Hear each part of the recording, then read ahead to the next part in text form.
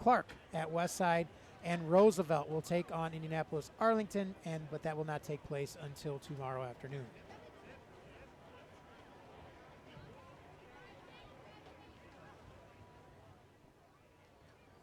Captain's meeting along the near sideline, and a little bit later on we'll have the ceremonial coin toss and let you know how that one plays itself out. Morton 3-4 into tonight's action. The Brickies at 5-2, their finest start, as we told you at the outset of the broadcast, since 2012. A couple of middling seasons, including a 5-5 outing a year ago, but the Brickies seem to be hitting their stride late. In fact, they hit their stride late last year, won 4 straight before bouncing out in the opening round of the tournament. Interested to see how things play out over the next 3 weeks here at the Brickyard. We'll step away for another timeout. When we come back, we'll take a closer look at these two ball clubs. First, the Morton Governors from the Great Lakes Athletic Conference. That's coming up after this 2-minute timeout. Hobart Football on the Regional Radio Sports Network, a presentation all season long of Centier Bank. Centier Bank is Indiana's largest private family-owned bank. Since 1895, the Schrag family has built a legacy of success through business and by servicing the communities of northern and central Indiana. Centier's not-for-sale promise pledges to the communities we serve that we will continue to preserve independent banking in Indiana for generations to come. Centier Bank is proud to serve the communities of northern and central Indiana. Please visit Centier.com for more information, and don't forget to like us on Facebook, member FDIC. State Farm Insurance asks, what if you're walking out to your car and it's been mashed by a runaway garbage truck? Having a State Farm agent means having a real person to help you when things go wrong. So when accidents happen, you've got someone you know who will be there when you need them.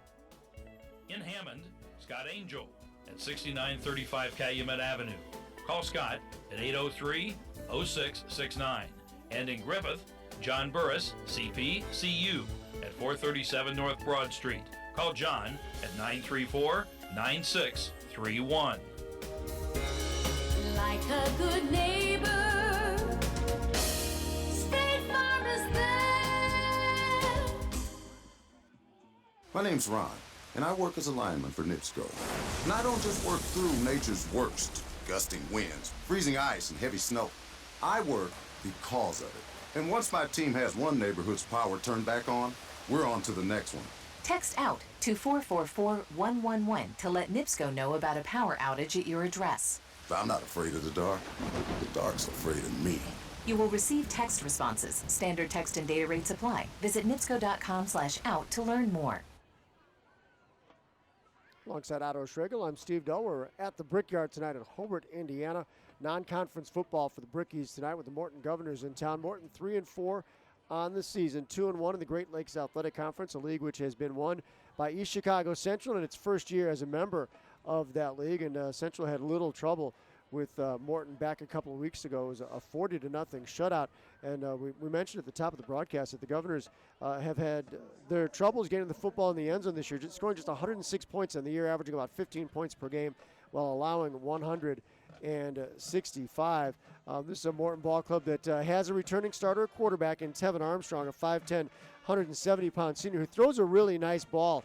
Morton kind of had a reputation during the high water mark of the Roy Richards years as a running quarterback team, but Tevin Armstrong definitely gives them both dimensions.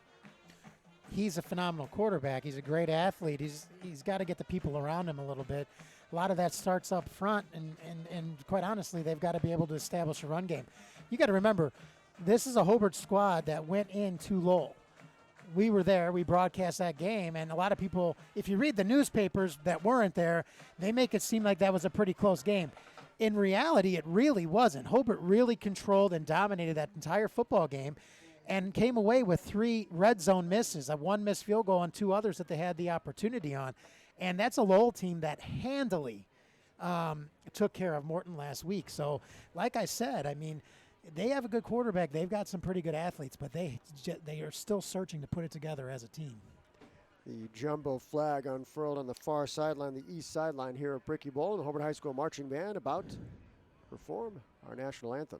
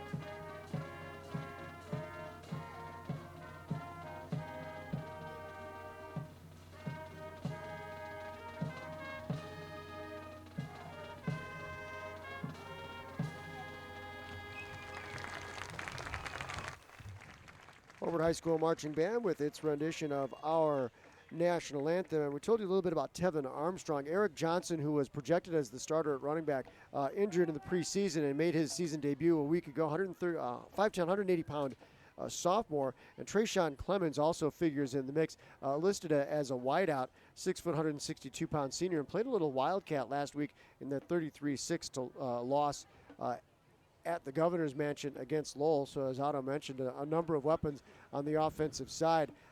They've always had size along the offensive line, 260, 260, 268, 232, and 254 from tackle to tackle. And a junior-dominated line. The center, Wayne Hobson, a senior, as is the right guard, Kendall Dudley. But Tracy Siggers, Cameron Foster, Obed Garcia, all 11th graders up in front of Tevin Armstrong. And you flip the page and look at Morton defensively. The standout is in the defensive backfield at the cornerback position. Corice Crawford, a 6'2", 167-pound junior who is all over the field and has played extremely well this year.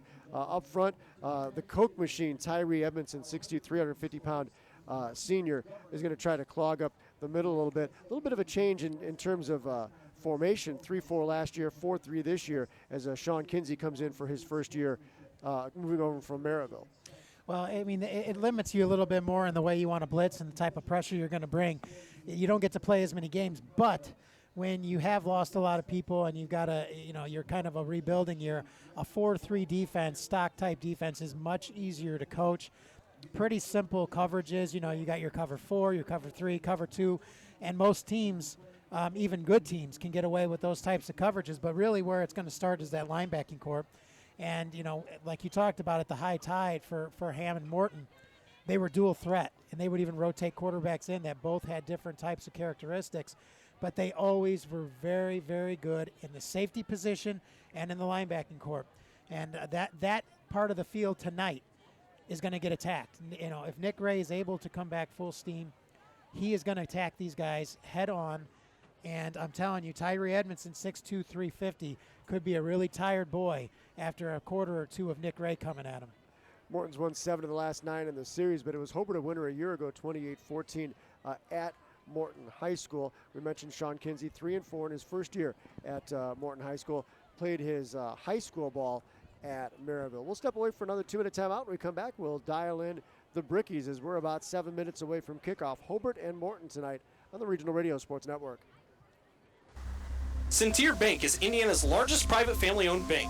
Since 1895, the Schrag family has built a legacy of success through business and by servicing the communities of northern and central Indiana. Centeer's not-for-sale promise pledges to the communities we serve that we will continue to preserve independent banking in Indiana for generations to come. Centeer Bank is proud to serve the communities of northern and central Indiana. Please visit Centeer.com for more information, and don't forget to like us on Facebook, member FDIC. People ask a lot of questions about Ivy Tech Community College. Like, can an Ivy Tech degree get me a good career? Well, some say good, and some say great. In 2 years or less, you can earn an associate degree or certificate, qualifying you for some of Indiana's fastest growing career fields, and earning you an average of $37,777 the first year after graduation. Find your answers at ivytech.edu/FAQ. Then apply for free at ivytech.edu. The right doctors make all the difference. That's why more families are choosing Methodist Physician Group, Northwest Indiana's multi-specialty group, consisting of accomplished primary care physicians, specialists, and surgeons. Your neighbors are turning to Methodist Physician Group because of our quality services, expert care, personal attention, convenient locations, relaxed atmosphere, and friendly professional staff. Meet the right doctor for you and your family. Visit MethodistPhysicianGroup.org. Methodist Physician Group, moving forward, making a difference. The Hobart Brickies off to a 5-2 start for the season, 4-1 in the Northwest Crossroads Conference. They're locked atop the league with Griffith, which faces up against Andrean tonight. Andrean 3-1, Lowell and Munster both 2-2. Highland and KV winless in league play in 4 nights of action. And this is a Hobart ball club that I think you'd mentioned a couple weeks ago that opposing coaches taking a look at film, sometimes they're not really sure exactly what Hobart team they're going to see. But in these last couple of weeks, they've been very stout defensively. Well, yeah, I mean, and it was actually Coach Kilmer of Lowell. I was talking to him, and he goes, today's day and age, we can get our hands on a lot of films. He goes, I've looked at 5 weeks of films, or no, 4 weeks of films. And he goes, in 4 weeks of films, I've seen 3 different football teams. So, and he said, and 2 of them, of the 3, are darn good. And one of them, I hope they show up tonight because, we've seen it. I mean, that Andrean game was probably one of the worst games that I've seen a Hobart team play in a very long time. And it wasn't because we know that every week that this team comes in here, they're going to be well coached. The coaches are going to make the adjustments. They're going to put them in the right spots. But the coaches can only do so much. I mean, the players still have to go out there and take advantage of that. And it was one of those nights that no matter what Hobart did, it just didn't go right for them. And that can defeat and really, really sometimes wreak havoc on high school football players. And, I mean, as a matter of fact, that week, if we want to talk, Cedric Scott, cornerback, had great coverage 3 times. I mean, like a magnet on the receiver. Doesn't get his head around quick enough. 2 touchdowns are scored. But at the end of the day, him going home, he's probably thinking, oh my gosh, I had a really bad game. But from a guy who used to coach, I get at the college level, and even the coaches down there who all have tons of experience like they do, they're probably watching that film thinking, Cedric, you were right where you needed to be. You just didn't get your head around. Nothing to hang your head about. Everybody has those games. And the best thing in the world was I talked about it before the Lowell game, and the first or second play of the game, he made a huge play, great coverage. I mean, this is the type of team they are. When they're ready to play, I said it off the air, this Hobart team, are they state caliber? Probably not. Can they make a run if they're playing their type of football? I believe that this is a team that can win this sectional.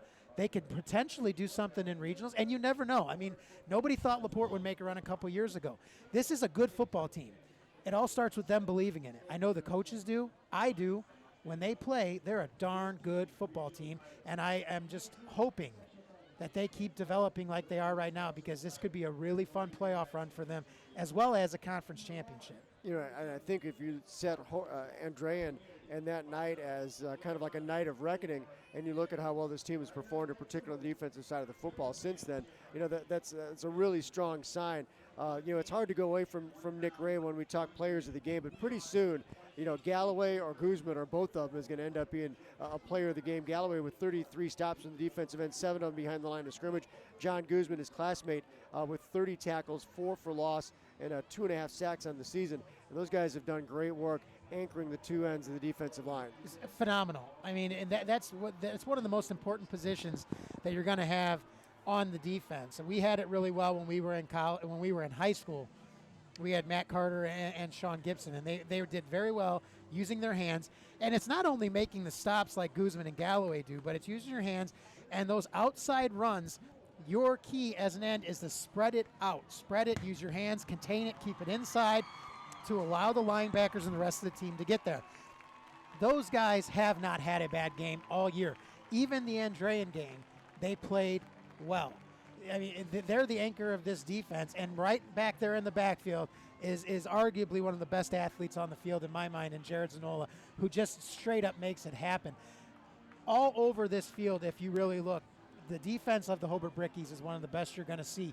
They're not the biggest, but they are athletic, they're strong, they're tough, they're hard-nosed, and they're not going to let you get anything easy. There's only one team that got anything easy this year, and that was LaPorte. But I'll tell you what, if that's the worst you can say, that's a pretty darn good season because LaPorte is a heck of a football team.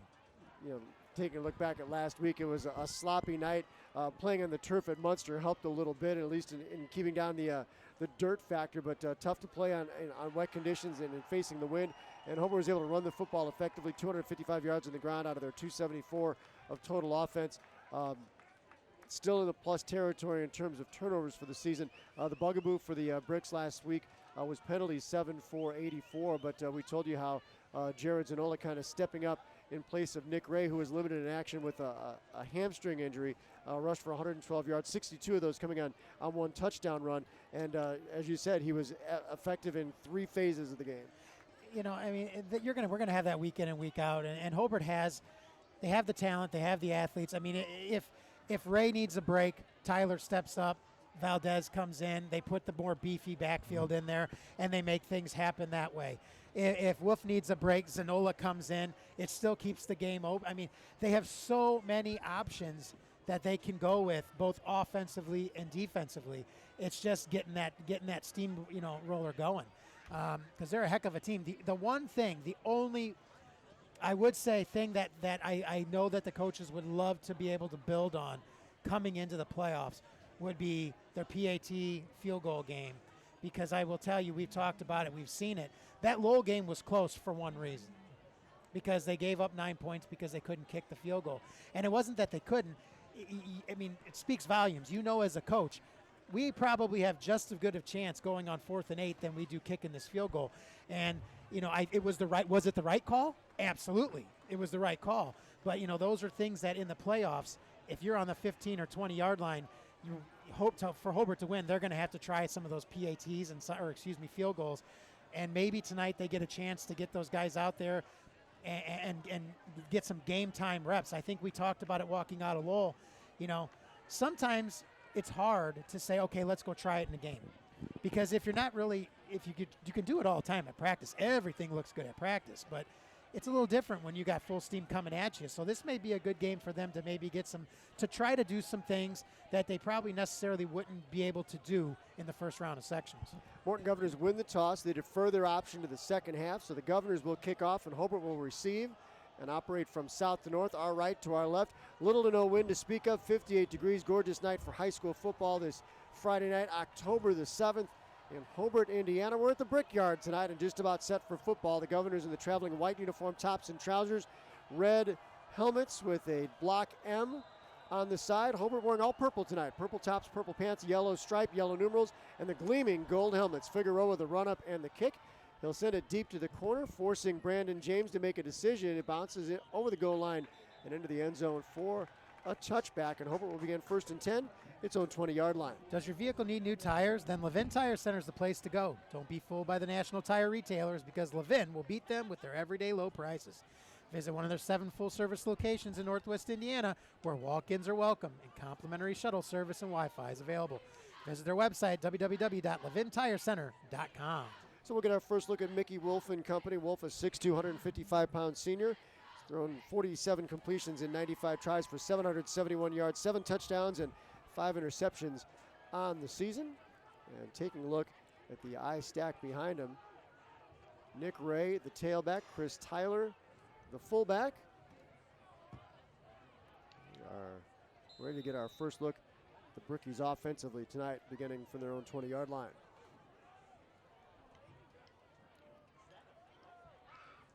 Wolf pulls away from center and hands to Ray, picks his way along the line as he tried the left side, was able to burrow on ahead out of the 5-yard pickup out of the 25-yard line, 2nd and 5. Right up the gut, nice blocking up front by Doltz, Joyner, and it looked like Massey. Nice big hole, 5-yard gain. Get used to that all night, fellas. Ryan Turley, head football coach at Hobart High School, his alma mater, 29-30. Overall, the record in 6 seasons, so a win tonight would push Ryan Turley back to the 500 mark for his career. Last time he saw that was 3 seasons ago. 2nd and 5 coming up down in distance. Ball spotted on the crown. The 25-yard line to our right. Wolf out of the shotgun. Takes the snap, hands. And it's Ray this time over left tackle. The hole closed quickly as it was filled well. Gain of a yard. Coming in to make the stop. Defensive tackle or defensive back Tim Johnson amongst others. Yeah, and it was number 67 up front, which of course is not on my too deep. Awesome. Good old number 67 and on the stop. Boy, oh boy, he is a big boy, isn't he? Gain of a yard. Jonathan Johnson, 5'10", 229-pounder, a senior. But yeah, Tyree Edmondson, wearing number 69, takes up a lot of space on the what would be the right side of the Hobart offensive line. Wouldn't want to try to take a chicken wing from him. Deploying Ehrlich in motion. Wolf takes a snap, rolls right. Flutters went out towards the far sideline looking for Brandon James. It was overthrown and incomplete. And the coverage on the play from Tevin Armstrong, that'll bring up a punting situation for the Brickies. You know, that's pressure again by big number 69 right in there. Put some pressure on Wolf. Tyree Edmondson, you just said it, 6'2", 350, but he uses his hands pretty well, gets upfield. causes a disruption there and causes Wolf to let that one go off his back foot, Steve, and it sails it wide. Wide receiver was open, though. Going to force a punt. Nice defensive series there by the Governors. Trayshawn Clemens back deep to receive, standing at his own 40-yard line. Jaden Ojeda to let fly from about his own 17. Snaps a good one. Ojeda into this one and bad gets punt. a spiraling kick off the side of his foot. It bounces at the Bricky 48. Takes a Hobart hop into Morton territory. Escorted to the far sideline by Cade Tipple, who touches up. And Morton will start in nice field position. 1st and 10, its own 48-yard line. Well, here it goes. Let's see what the Governors can do. Very, very dangerous, and the last thing you want to do is give them good field position. And they're going to start right at the midfield mark. So Tevin Armstrong, the quarterback, 5'10", 170-pound senior. He'll have Eric Johnson with him in the backfield, and Trayshawn Clemens, who we saw a week ago against Lowell, playing some out of the Wildcat. And they break the sideline huddle. We get our first look tonight at the Morton Governors. Big Spencer Massey right up front in the middle. Going to anchor that defensive line for the Bricks.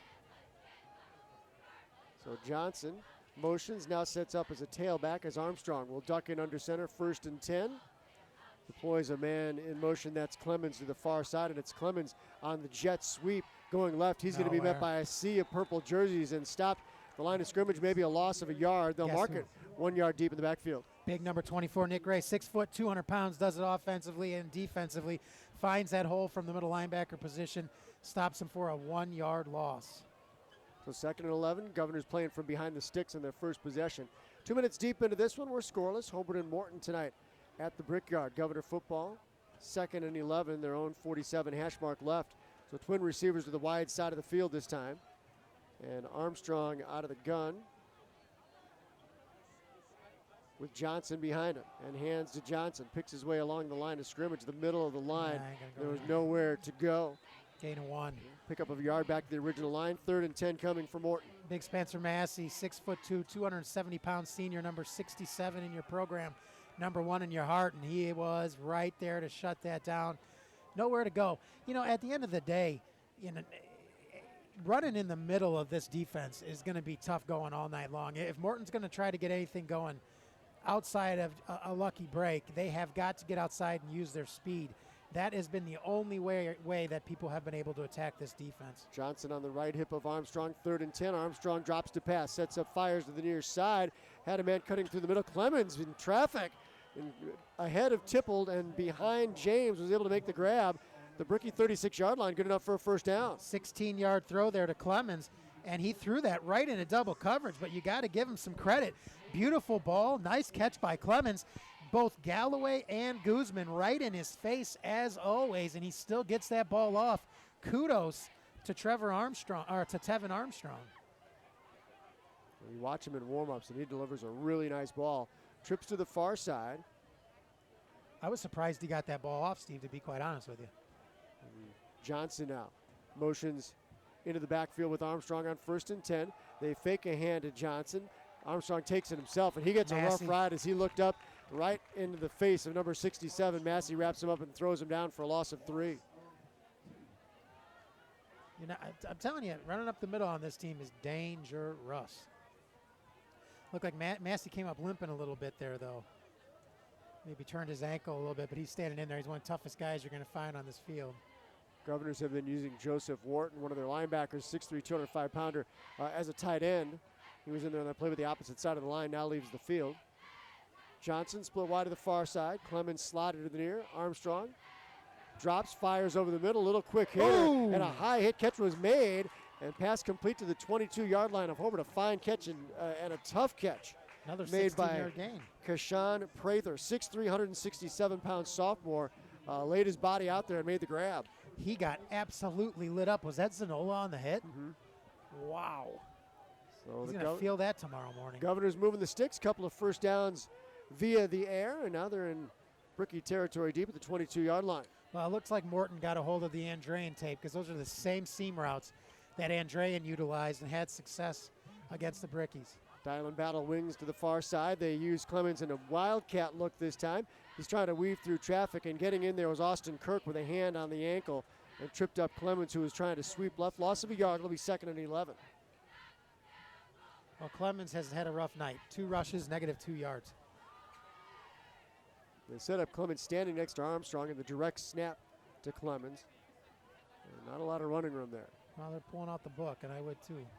This is a tough Hobart team to beat if you don't try to make something big happen like that.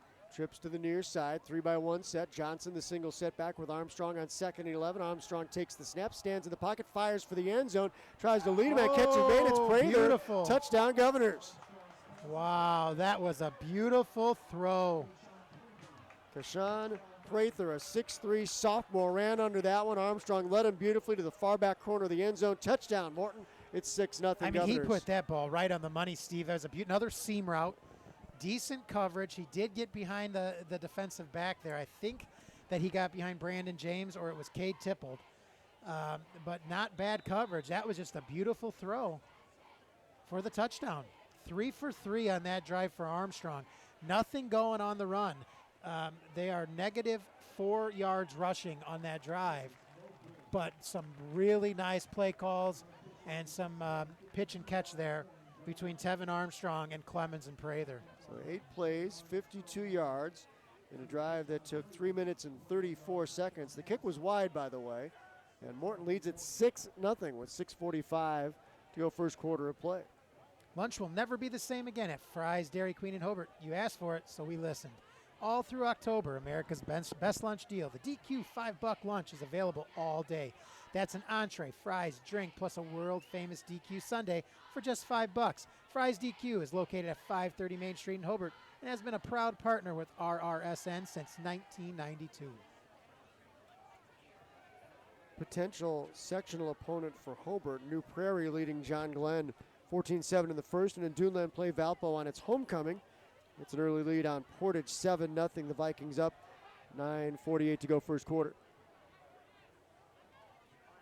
So after allowing the scoring drive, the Brickies back to receive the kick. South Central an early lead over Hanover, 7-0. With James and Zanola back at the 10-yard line. Last time they went for the corner towards the pin, and James forced to make a decision whether to pick it up and face up the coverage at the 1-yard line or let it roll into the end zone. He took the touchback. So here's the run up. They go short this time. Going to be taken by an up back. Valdez at the 25-yard line. Barrels forward across the 30, upended at the 35, and that's where Hobart will start 1st and 10 this possession.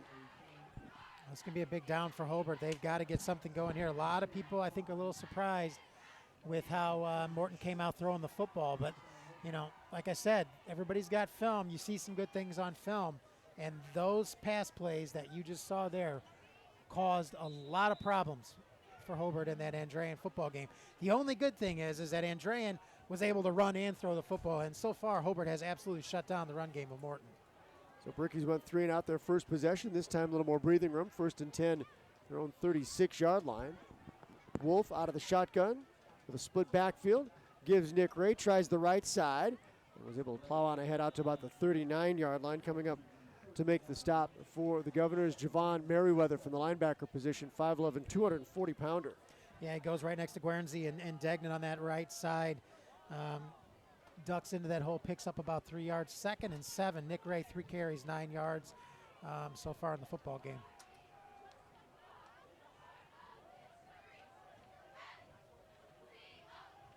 So 2nd and 7, the down and distance. Ball spotted on the ground from the 39. Midway through the first quarter, Morton 6-0 lead on Hobart, the Brickies.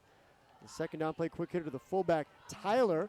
And he had some running room between right guard and tackle. Was able to drag a defender, Jordan Melens, out to the 45-yard line, about a yard short of the first down. Well, Tyler's was able to step in for Nick Ray when he was injured, and he's a little overlooked. He's a really good football player. He's got good speed for a fullback, and on that play, straight dive, Mickey Wolf hands it off with a nice fake, goes right behind Spencer Massey, and almost gets the first down, comes up about a half yard short.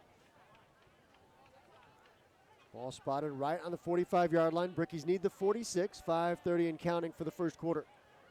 Straight eye in the backfield behind Wolf. Receivers left and right. Zanola to the near side and James to the far. And Wolf takes, gives Ray. He's got a hole. He's got the first down. He's out to about the 47-yard line, still churning the legs forward. And we'll move the sticks and stop the clock at the 5:14 mark. Albert's Jewelers' 13th annual MS auction will take place on Sunday, October 9th at the Indiana Welcome Center, 7770 Core Inn Drive in Hammond, just off of 8094 at the Kennedy Avenue South exit. The preview starts at 11 with the auction starting at noon. 100% of all proceeds will be donated to the National Multiple Sclerosis Society. For more information, you can reach Alberts at 322-2700. Portage answers right back at 7-all. Vikings and Indians at Viking Field and Duneland play. Here it's Morton 6 and Hobart nothing. Brickies on the march. Inside 5 minutes to go, first quarter, as they've just picked up their first down of the football game. Wolf out of the shotgun. Gives Ray. He's got a head of steam in a hole. He's twisted down as he tries to spin out of a tackle into Governor territory, the 44-yard line. Gain of 8. Give him about 7.5. We're going to go ahead and give him 8. Nice run by Ray right up the gut. Carice Crawford came up to make the stop. Junior cornerback for the Governors. You talked about him. He's had a pretty good season so far. Never a good thing when you're getting your cornerbacks and your safeties leading the team in tackles. That tells you a lot about what's happening up front. Got a quarterback playing corner too right now. 2nd and 3. Did you see that? I do. He's got the coverage on Brandon James on the near side of the field. They give his Ray as the Brickies continue to pound it out on the ground, and Ray reached the first down marker before he was dragged back. And pending the spot, this should be good enough to move the sticks. Move them. Joseph Wharton came in to make the stop from along the defensive line. 1st and 10 coming from the Bricks from the Governor 41-yard line. Move them along.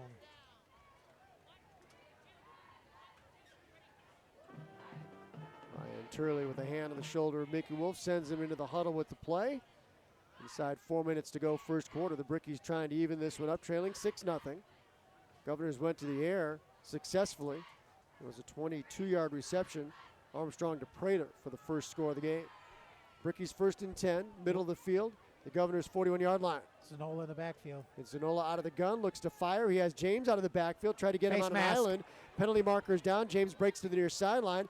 Couldn't get free of Crawford, and he's taken out of the 39-yard line. But the first man to make contact got up in the cage of Brandon James, and this should be a walk-off against the Governors. Yeah, it was definitely a face mask on, I think it was number 56 for the defense. I'm having a heck of a time trying to find any of these numbers. Do you have that number? Yes, Javon Merriweather.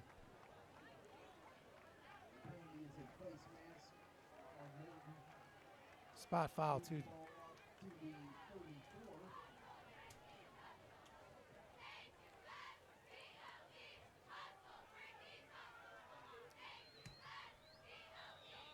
So we're showing 1st and 3.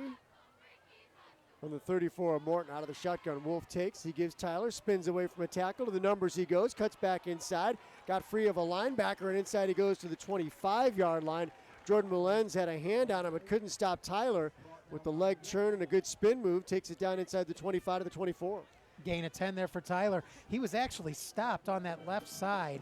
I believe it was Corey Davis-Lowe, number 60. The defensive end had him, just didn't wrap him up. And Tyler spun off, got outside, broke off a couple tackles, and picked up a nice gain of 10. Inside 3 minutes when the ball is snapped. 1st and 10 Bricks near hash mark the 24-yard line of Morton. Wolf out of the shotgun with Ray on his left hip.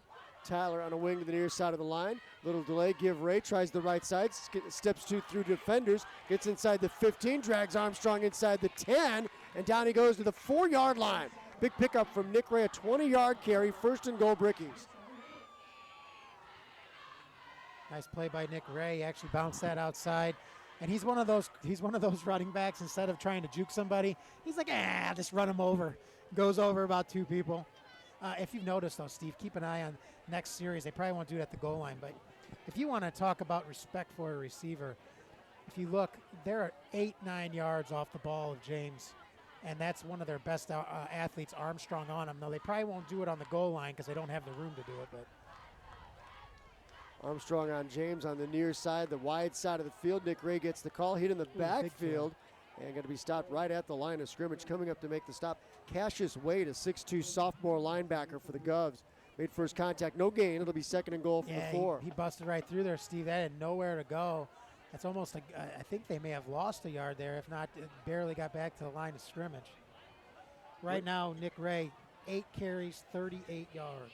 Wind starting to pick up a bit since kickoff, now gusting out of the north at about 15 miles an hour. Game time temperature was about 58. Football weather has arrived in Northwest Indiana. James split wide to the far side. Zanola to the near on 2nd and goal. Brickies from the 4-yard line, looking for the equalizer, trailing 6-0. 9th play of the drive with Wolf out of the shotgun. Toss sweep near side of Ray. Cuts inside, got a block. He'll walk this right into the end zone. Touchdown, Hobart. We're tied at 6 with 1:39 to go first quarter on a 4-yard Nick Ray touchdown, his 10th of the season. Yeah, he goes off left side between Paul Doltz and Jory Joyner. Both of them going about 220 in size. And Nick Ray goes in there just barely touched right at the goal line. But nice play calling, nice series by Hobart to answer the call. And this is a must-have PAT. 10 plays, 65 yards in 5 minutes and 1 second. And Adrian Cantos on to attempt the extra point kick out of the hold of Jared Zanola. Snaps a good one. Cantos into this one, loops it to the uprights, and it is good. Hobart takes the first lead of the football game with 1:39 to go first quarter. It's Hobart 7 and Morton 6. Let's hear from Christensen Chevrolet. Christensen Chevrolets will beat any written offer, or they will pay you $500 in cash. Right now, during their 50% inventory reduction sale, check out the great savings on selected 2016 Chevy models. Christensen's also offers a $500 discount for active and retired military personnel and has a large commercial truck department along with an accredited body shop. Proudly serving you since 1951, Christensen Chevrolet is located at 9700 Indianapolis Boulevard in Highland. The phone number is 888-999-9141, and the website is www.christensenchevy.com. And the 2016 Indiana Football Digest contains stories and pictures on over 320 high school teams and more than 20 college programs in the state. The 428-page publication breaks down the top players and teams to watch this fall, along with special features and human interest stories. The IFD is available at select Barnes & Noble bookstores or online at www.indianafootballdigest.com. First quarter is already almost in the books. Rapidly moving first quarter play. It's going to take about 24 minutes to play this one. Buck 39 for the first quarter. Hobart 7, Morton 6. The difference, a missed extra point after the Governor's touchdown. Nick Ray evens it up, going in from 4 yards out. Hobart loops one up. Danger here as it bounces live football. Going to be picked up by a Morton up back, Bakari Vance. He charges ahead of the 30-yard line across to the 31. That's where Morton will start first and 10 this offensive possession. Yeah, it looked like number 23 for Hobart, which was Omina, and Sam Valdez in on the tackle on that kickoff. Nice short kick. I like that. Doesn't really give the athletes any time to get going.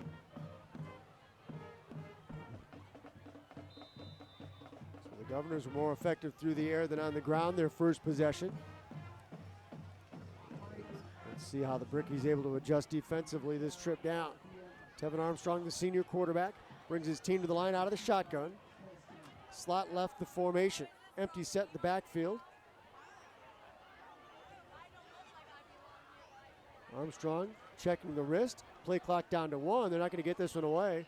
Flags fly. Delay of game, Governors.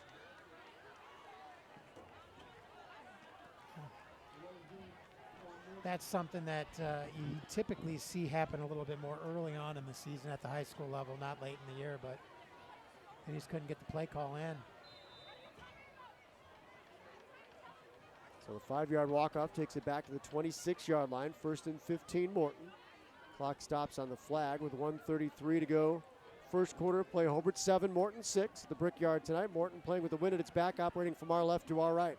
Racing in motion is Clemens. Armstrong takes the snap, lets Clemens go by on the quarterback keeper. Back to the original line of scrimmage, a gain of about 4 to the 30-yard line.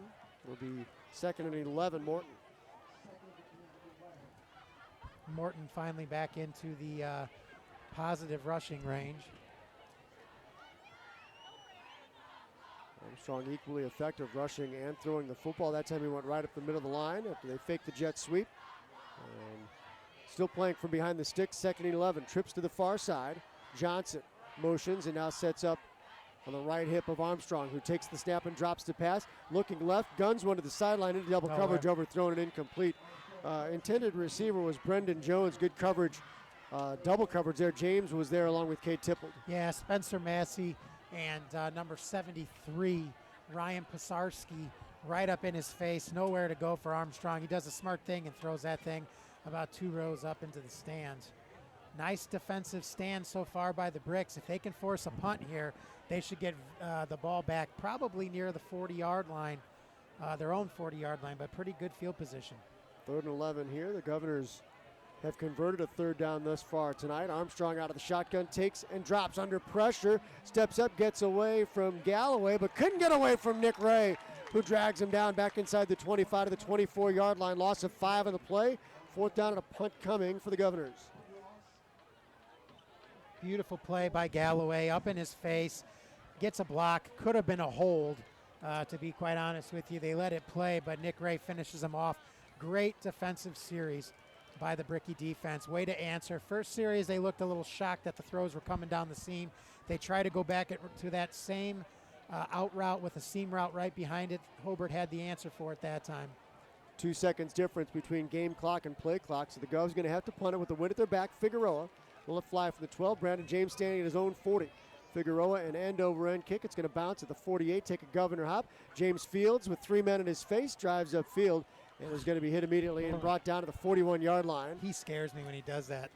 I mean, I know he's a good enough athlete to do it, but it would scare. I'll tell you what, when we were playing with Coach Howe, we would be in some deep doo-doo if we would have done that. That will take us to the end of the first quarter with the score Hobart 7 and Morton 6. We're back after this timeout. Hobart Bricky football on the Regional Radio Sports Network, a season-long presentation of Centier Bank.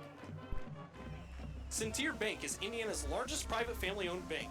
Since 1895, the Schrag family has built a legacy of success through business and by servicing the communities of northern and central Indiana. Centier's not-for-sale promise pledges to the communities we serve that we will continue to preserve independent banking in Indiana for generations to come. Centier Bank is proud to serve the communities of northern and central Indiana. Please visit Centier.com for more information, and don't forget to like us on Facebook, member FDIC. Hi, this is Paul Condry of the Regional Radio Sports Network. That may be my professional title, but did you know that I'm also the son of a U.S. Navy World War II veteran and the proud father of a United States Marine? Let me share with you something very close to my heart. It's called the Semper Fi Fund, and its program America's Fund, which provides immediate lifetime support for post-9/11 wounded, critically ill, and injured members of the U.S. Armed Forces, veterans, and their families to ease recovery and transition back home to their communities. The Semper Fi Fund, serving those who preserve our freedom. The basic idea that drives these efforts is simple. For as much as our heroes have sacrificed, they deserve the best care and support available in their hour of need, whenever it may occur. The Semper Fi Fund, a 4-star charity and an A+ rating, has served over 16,000 members since 2004. The Semper Fi Fund, serving those who preserve our freedom. For more information, visit them online at www.semperfifund.org. So I'll keep taking it. So after quarter, Hobart 7, Morton 6, and the Brickies with their first possession of the second quarter after the punt. They run a little fake right, and Jared Zanola sweeping left. Picked up about 3 yards on the play around the left side. Coming up in run support was Armstrong from the cornerback position. Rather, Johnny Lamb, 5'10 junior, made the stop after a gain of 4 for Zanola. Really mixing it up tonight. I like that they're keeping it on the ground. I think the ground and pound will really wear out a team like Morton that really doesn't have the numbers to rotate in.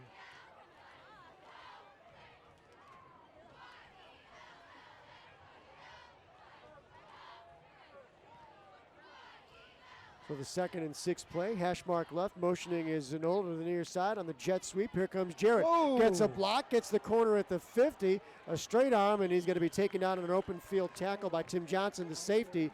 Should go good enough for a first down, it is. Boy, oh boy, somebody needs to put $1.25 into Nick Ray's shoulder pads because he just gave someone a free ride. He absolutely clocked that guy. I couldn't see the number because I thought it was a jet plane going through the air. He hit him so hard.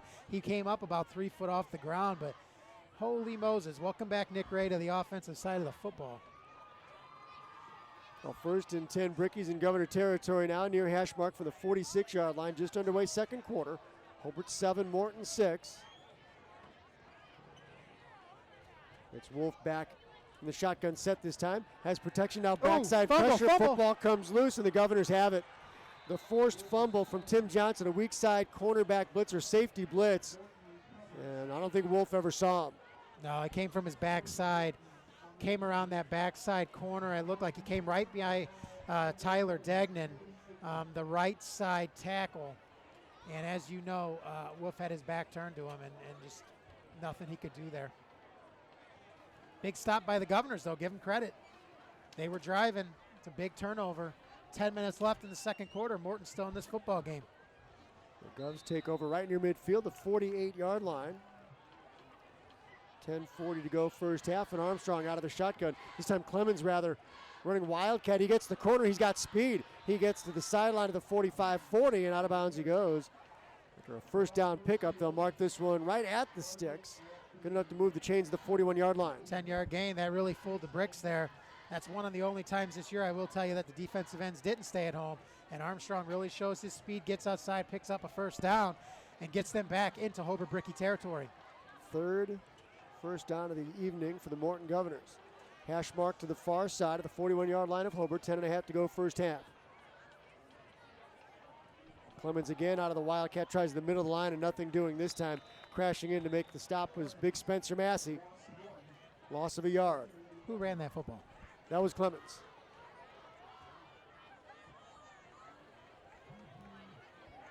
So as we saw Ryan Turley go to the Wildcat look with Zanola quite often last week. Same story for Trayshawn Clemens and the Morton Governors. 7-7 I heard over Michigan City LaPorte. Sounds like a good one there.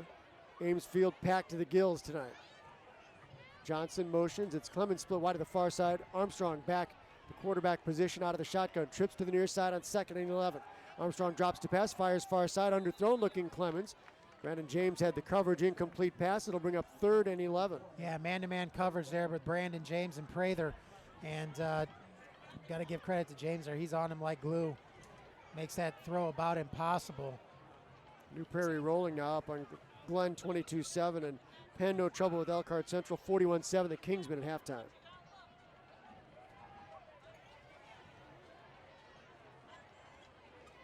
Here it's 3rd and 11 for the Governors.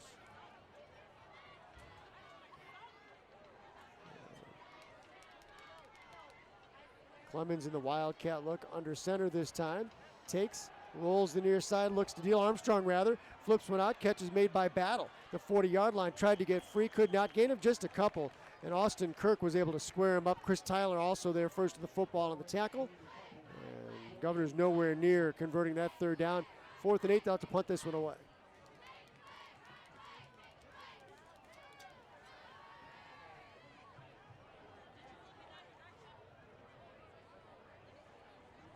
Good stop by the Bricks. Nice coverage. Brandon James, very dangerous back there to take this punt.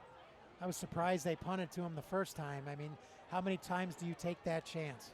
James standing alone at his own 10-yard line. Figueroa with 3 personal protectors in front of him. Will let fly from his own 45. Gets this one away under pressure. Fluttering kick that will bounce to the 18. Takes a Governor hop. It's inside the 10. There's a flag down, though, Steve. Penalty marker on the play as the Govs touch this one up at the 8-yard line of Hobart. I think it was against Morton. I would make them repunt that. Officials confer just below us at the 40-yard line.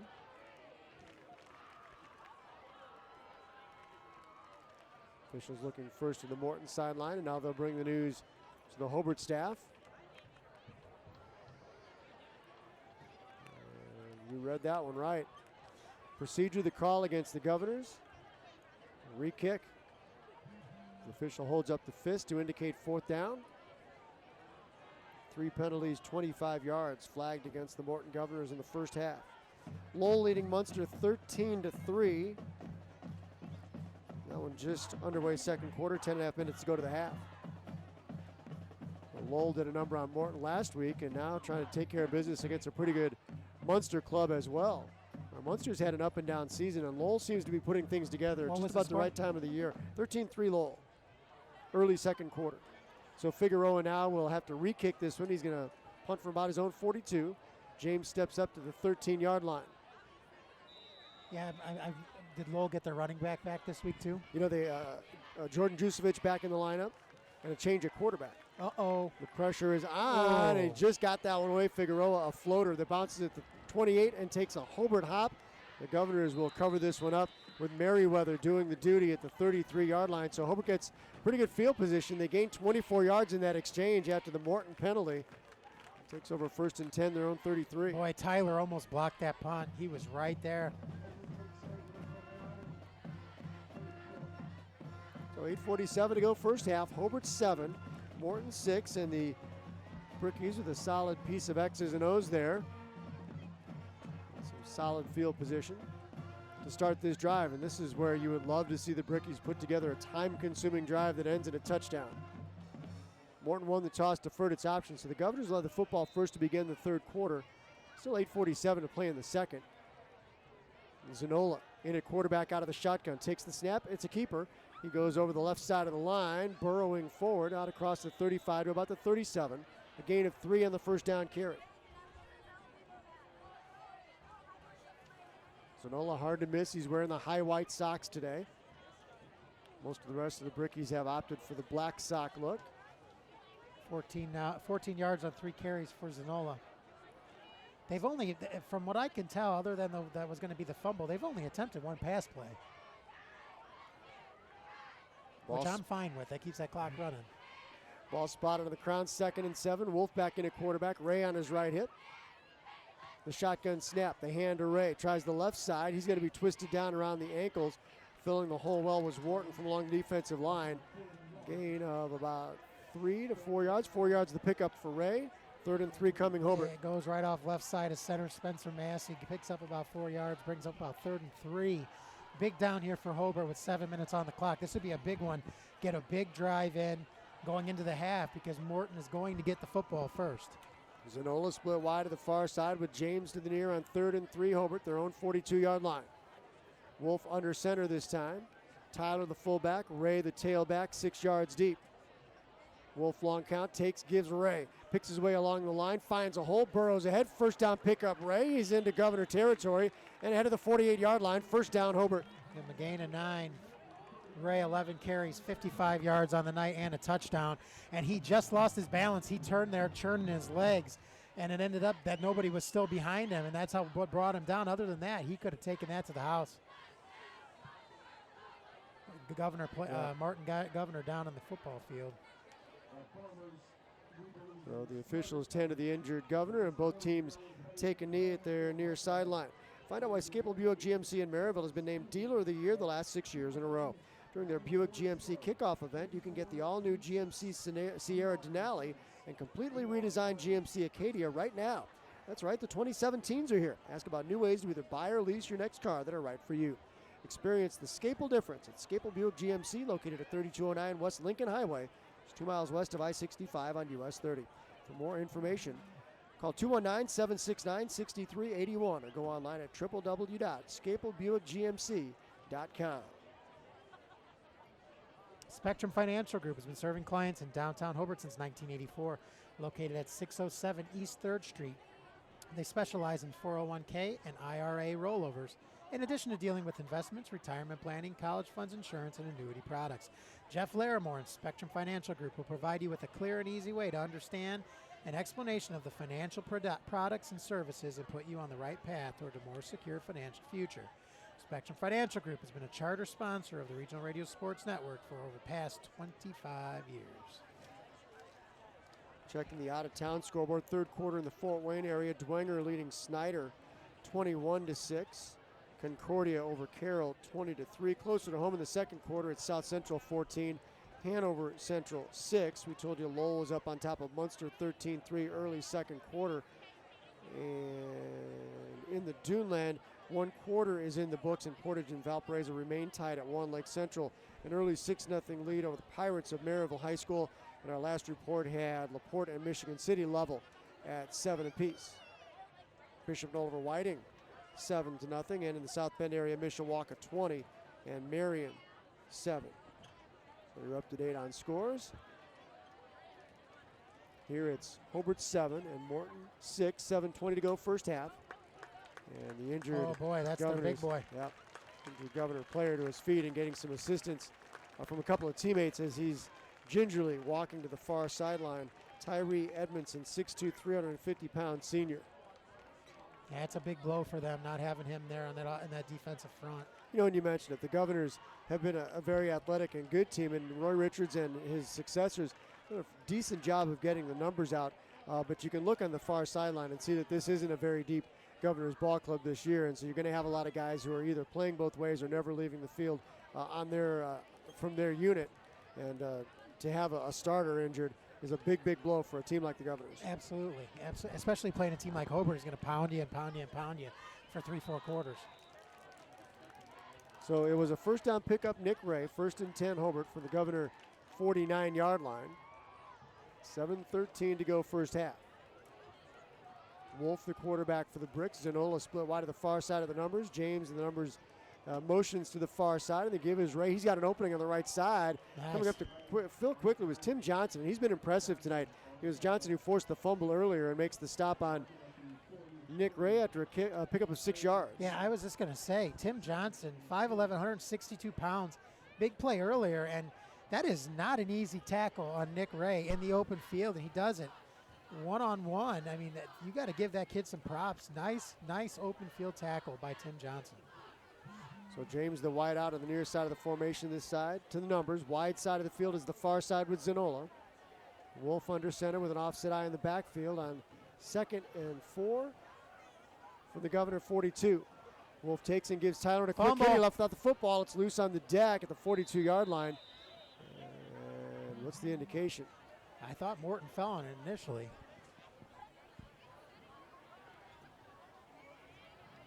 Somebody battled for it back. Neither club celebrating. And now the Governors head to the far sideline. So the second turnover for the Brickies via the fumble route.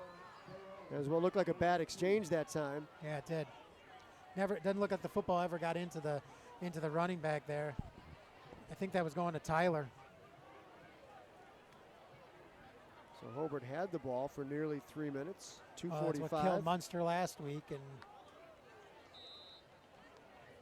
second lost fumble for the Brickies, and the Governors take over down a point midway through the second quarter. 6:02 remaining to the half. And Armstrong under center with Johnson in the backfield. Trips to the far side. Dangerous receivers for Tevin Armstrong. Deploys battle in motion to the near side. The give is Johnson out of the backfield. Tippy toes along the line of scrimmage. Tries to get outside of the near side. The ball comes loose, and the Brickies out of there with it, but was he down? I think that's going to be the indication. Oh, that's close. Looked like Zanola came up with a big hit. I thought it knocked it loose, but no replay here in Hobart, I don't think, tonight. Downstate Carmel 20, Warren Central 19, and Valpo's taken a 10-7 lead over Portage. 7:54 to go in the first half. Glenn's coming back, now trailing New Prairie 22-13, that a halftime score. Here it's 2nd and 8 Morton. Armstrong out of the shotgun, takes, flares one out to the far sideline. He's got Battle out of the backfield, makes the grab, head of steam as he turned up. Give him 3. Out across the 45 to the 47-yard line. 3 yards the pickup, 3rd and 5 coming. Well, this is a big important down for Hobart. Hobart needs to get this football back and score before the half. Morton right now, if I'm Morton, I'm feeling pretty good about myself. Hanging around in this one. A game that the Brickies have more or less dominated after that first offensive possession for the Governors, and yet the score remains 7-6 Hobart. So Armstrong out of the gun on 3rd and 6. Drops to pass, looks near side and said guns over the middle. Oh! He's got Clemens in stride behind James. He walks it in from the 20 to the 10 to the goal line. Touchdown Governors, and Morton retakes the lead. A play that covers 53 yards from Armstrong to Clevens. A late penalty flag comes in along the far sideline, but the touchdown will stand. That'll be a celebration call. 12-7, Morton up on top. You don't hear that very often, but Brandon James absolutely got burnt on that play. His athletic ability, he tried to go underneath the receiver. Unfortunately, when a wide receiver is running a post route and you go underneath him, you're going to build space because he's running at an angle and you're not. And it went right over the top of him and off to the races with Trayshawn Clemens, the 6 foot, 162-pound senior. Big play. Armstrong so far, 7 for 9, 112 yards, and 2 touchdown passes. The Governors will kick the extra point. Figueroa steps into this one. To the uprights it goes, and he put it wide left this time. So Figueroa's misfired on both PAT attempts, and the score remains Morton 12 and Hobart 7, 4:41 to go first half. 3 plays, 58 yards, a $121 was the drive there. The big play was Clemens, a 53-yard reception from Tevin Armstrong. Come see why Levin Tire Center is your one-stop shop for new tires in Northwest Indiana. They offer customer service like a small business with pricing better than the national chain stores. Levin's has 7 full-service locations, with all locations open Saturday, and the Highland store also open Sunday for your convenience. Check out their website at www.levintirecenter.com for more information and for valuable coupons. Levin Tire Center, earning your trust one day at a time since 1918.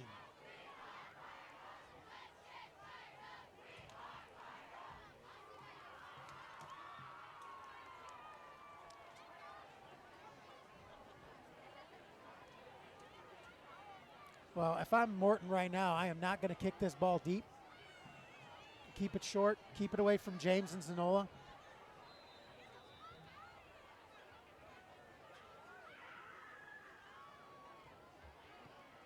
The kickoff goes up the middle of the field. James runs up, grabs it to the 15. Upfield at 20-25. Tried to leap a tackler. Johnson got a hand on him across the 30 to the 32-yard line. That's where Hobart will start first and 10 this possession. Now with some work to do. Brickies trail 12-7 with 4:37 to go first half. If you would look at these numbers, Steve, you'd be shocked. I mean, Hobart has thrown the ball 1 time.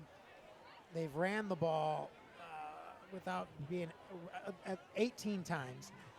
Morton has ran the ball only about 8 times, and they've thrown the ball 8 times for 112 yards. I mean, other than that big play, Hobart has absolutely dominated the football, and they are losing this football game right now. Zanola split wide to the far side. James to the near. First and 10. Brickies ball in the crown, the 31-yard line. Trailing 12-7 to Morton. Wolf takes the shotgun snap. He gives Ray. Started right. Tried to cut back up inside across the 30 to the 32. Gain of about a yard. 2nd and 9. There's Tim Johnson again in on that tackle. St. Joe, a possible sectional opponent, other side of the bracket for Hobart, leading Culver Military 8-0. Not the same St. Joe as we usually see, No, though. sir. A little bit down this year. Griffith up on top of Andrean in the second quarter. Griffith 14, Andrean 7. Here it's 12-7 Morton up over Hobart. 2nd and 9, the down and distance for the Brickies. Wolf under center this time. Receivers left and right, split backfield behind him. Ball in the crown, the 31-yard line. They give his Ray up the middle of the field. He had an opening and exploited it as he was twisted down across the 35 to about the 39. Give him the 40. Give him a gain 8. Yeah, gain of 8. It'll be 3rd and 1. Nice run up the gut. He keeps those feet going. He is very difficult to bring down. That's why I said earlier when Tim Johnson had a man-to-man open field tackle on him, I mean, that is not an easy thing to do. LaPorte has opened up a touchdown lead over Michigan City. Slicers 14, Wolves 7. And in the South Bend area, City ball, Adams 26, Washington 13. So here's the 3rd and 1 for the Brickies from the 40-yard line. Big play here. I formation. Wolf gives Ray, tries the left side. He crashes into a defender. He's got the first down. He was met and squared up by Joseph Wharton, but not before Ray was able to get across the line to make to the 42-yard line. First down, Brickies.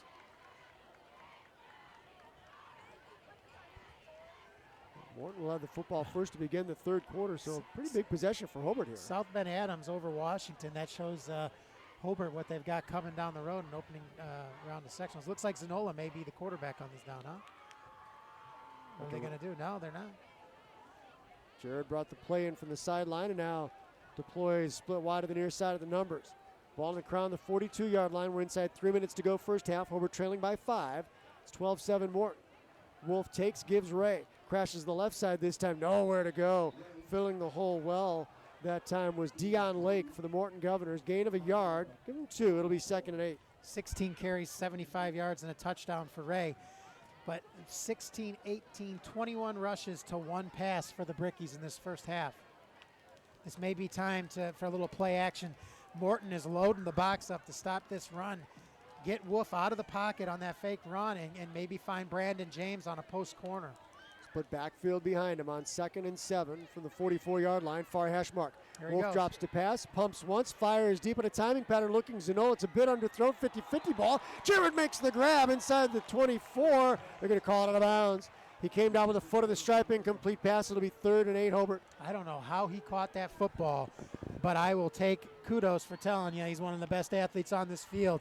He's not the tallest, and he just out-jumped and just outreached and outplayed that defender in man-to-man coverage.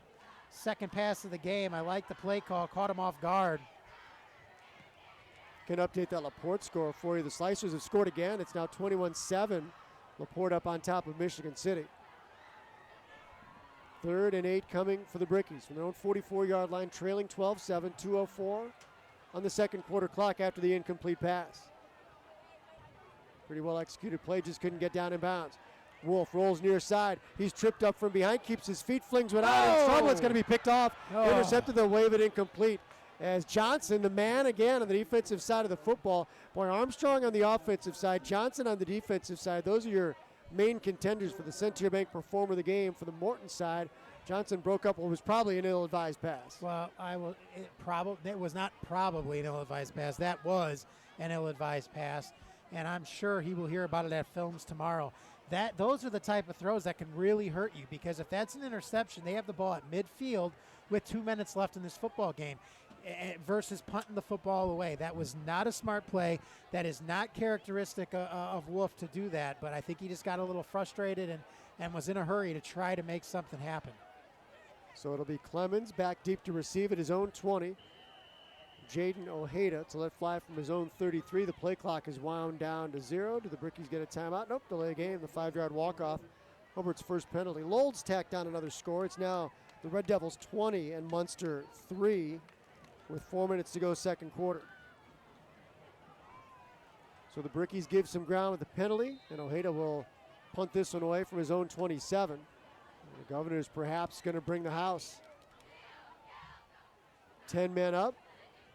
Showing pressure, snaps a bad one. Ojeda hauls it in and gets it away under pressure, and he's going to get a good bounce. It hops to the 35 on the run. Clemens lost it. The ball's loose. Who's going to come out of there with it? There were two Brickies on the spot. That's a big break. That's a big break, Steve. Hobart's all over that football. There's 4-1. There we go. Clemens tried to make a play. Now you know why I get so worried when James does that, because that's what happens. So a break for the Brickies as they nearly threw that one with the snap over the head of Ojeda. He went up high to bring it down, somehow got the punt away, and then the forced fumble, and the Brickies take over deep in Morton territory, the 28-yard line. Big break for Hobart here. Minute 45 on the clock, plenty of time. They have all 3 timeouts left. You can't take them in at the half. Use them up here as we need to make sure that we get the right personnel in against the right defensive front. Didn't see who came out of there with the football for Hobart, but nonetheless, Bricky ball. Wolf out of the shotgun with Ray on his left hip. It's Nick getting the call. Follows a couple of blockers inside the 25. Spins out of a tackle. Ahead he goes to the 20. And dragged down on an ankle tackle from behind. Bricky stopped the clock with the timeout. Credit Millens with the tackle. After a gain of 8, timeout Hobart with 1:37 to go first half. Right now at Fry's Dairy Queen in Hobart, the blizzard of the month for October is the apple pie blizzard treat. It's apple pie filling and pieces of flaky pie crust blended with creamy DQ vanilla soft serve and topped with whipped cream. Get it served upside down or your next one is free. Fry's DQ, located at 530 Main Street in Hobart, has been a proud partner with RRSN since 1992. And tonight's game is sponsored by Swartz Rudson & Company, a certified public accounting firm serving both businesses and individuals in Northwest Indiana over the last 80 years.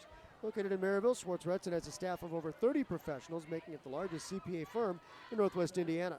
Swartz Rudson specializes in audits, reviews and compilations, tax planning and preparation, accounting services, businesses and personal financial planning, business valuations, and other requested engagements. Thanks for considering the professionals at Swartz Rudson for your tax, accounting, and assurance needs. Boy, that was a real big break for the Bricks. They really need to capitalize on this one, Steve. Even if this is a chance for field goal, the wind is at their back. They have got to come away with some type of points tonight. Need points. Hicks split wide to the far side with Ehrlich slotted. 4 receivers in the formation. Zanola, the quarterback. James split wide to the near side of the slot. Ray, the single setback. Zanola takes on a keeper. He's inside the 20. Burrowing on ahead to the 15-yard line where he's going to be stacked up. We'll credit him with a 16-yard line. Gain of 5. Clock stops at the 1:29 mark on a Hobart timeout, and we'll step away as well. with third down play coming up after this. On the Regional Radio Squad, did they get the timeout? I think I spoke too soon. I thought they did. I'm surprised that Morton's not doing something here. They're rushing in and out on personnel, which typically only leads to problems. So first and 10 Bricks from the Morton 16-yard line. 1:10 and counting for the first half. Hobart trailing 12-7. Wolf takes and gives Ray. Tries to circle the left side, gets a block. He bounced outside 10. He's got an open lane to the 5, to the goal line. Touchdown, Hobart. Nick Ray goes in from 16 yards out.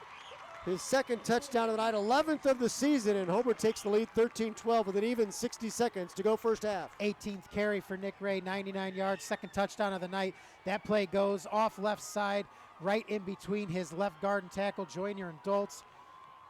Bounces it back outside, gets outside the corner, stiff arms a man and takes it into the end zone untouched. After that, beautiful run by Nick Ray, and that's what the Brickies needed to take into the half. Ray goes over 1,000 yards for the season with that run. Canto says the snap was a bit high, hesitates and steps into this one. Extra point good with 1 minute to go first half.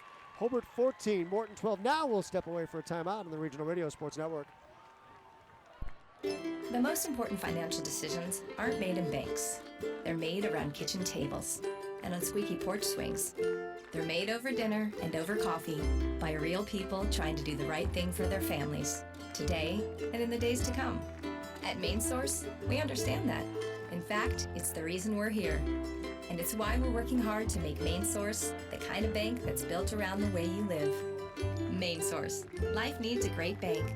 Member FDIC. When you need quality legal representation, remember the best things come in small practices. McEwen Law Office in Portage, Indiana offers big firm aptitude with a small firm attitude. McEwen Law Office, where you're treated like family. Call them today at 219-762-7738. Nick Ray having another night again tonight. You said earlier about Galloway and Guzman. Well, tonight we haven't had the opportunity to really see them have to do much, but this is why we can never give it to Galloway or Guzman, because Nick Ray goes for 200 yards every week and is an absolute workhorse. The South Bend area score Mishawaka 26, Marion 14, and in the Fort Wayne area, Dwenger has extended its lead out over Snyder 25-13. Here it's 14-12. The Brickies in a hard-fought first half for the lead with 1 minute to go. Pop fly on the kickoff. It'll bounce, and it's going to get past Clemens. He's got to chase it down inside the 5. Remember, live football on the kickoff. James runs past him. Now Clemens has an opening. On the far sideline, penalty marker comes in from along the far side as Clemens was able to get out to the 20, maybe about the 22-yard line. There's a flag thrown in right in the vicinity of Valdez. I think that could have been a block in the back. We'll see what happens here. Portage has tied up Valpo 10 apiece just before the half, 30 seconds to go.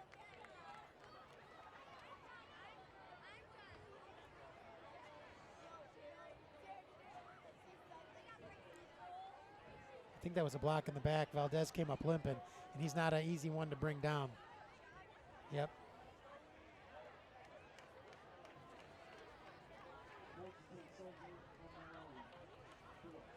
So the penalty will walk this one back all the way inside the 5. This is where Hobart has 2 timeouts left, so they could potentially force a punt here, but this could be big time for them if they can do this. They're going to timeout Morton here, Steve. Talked about Albert's Jewelers real quick.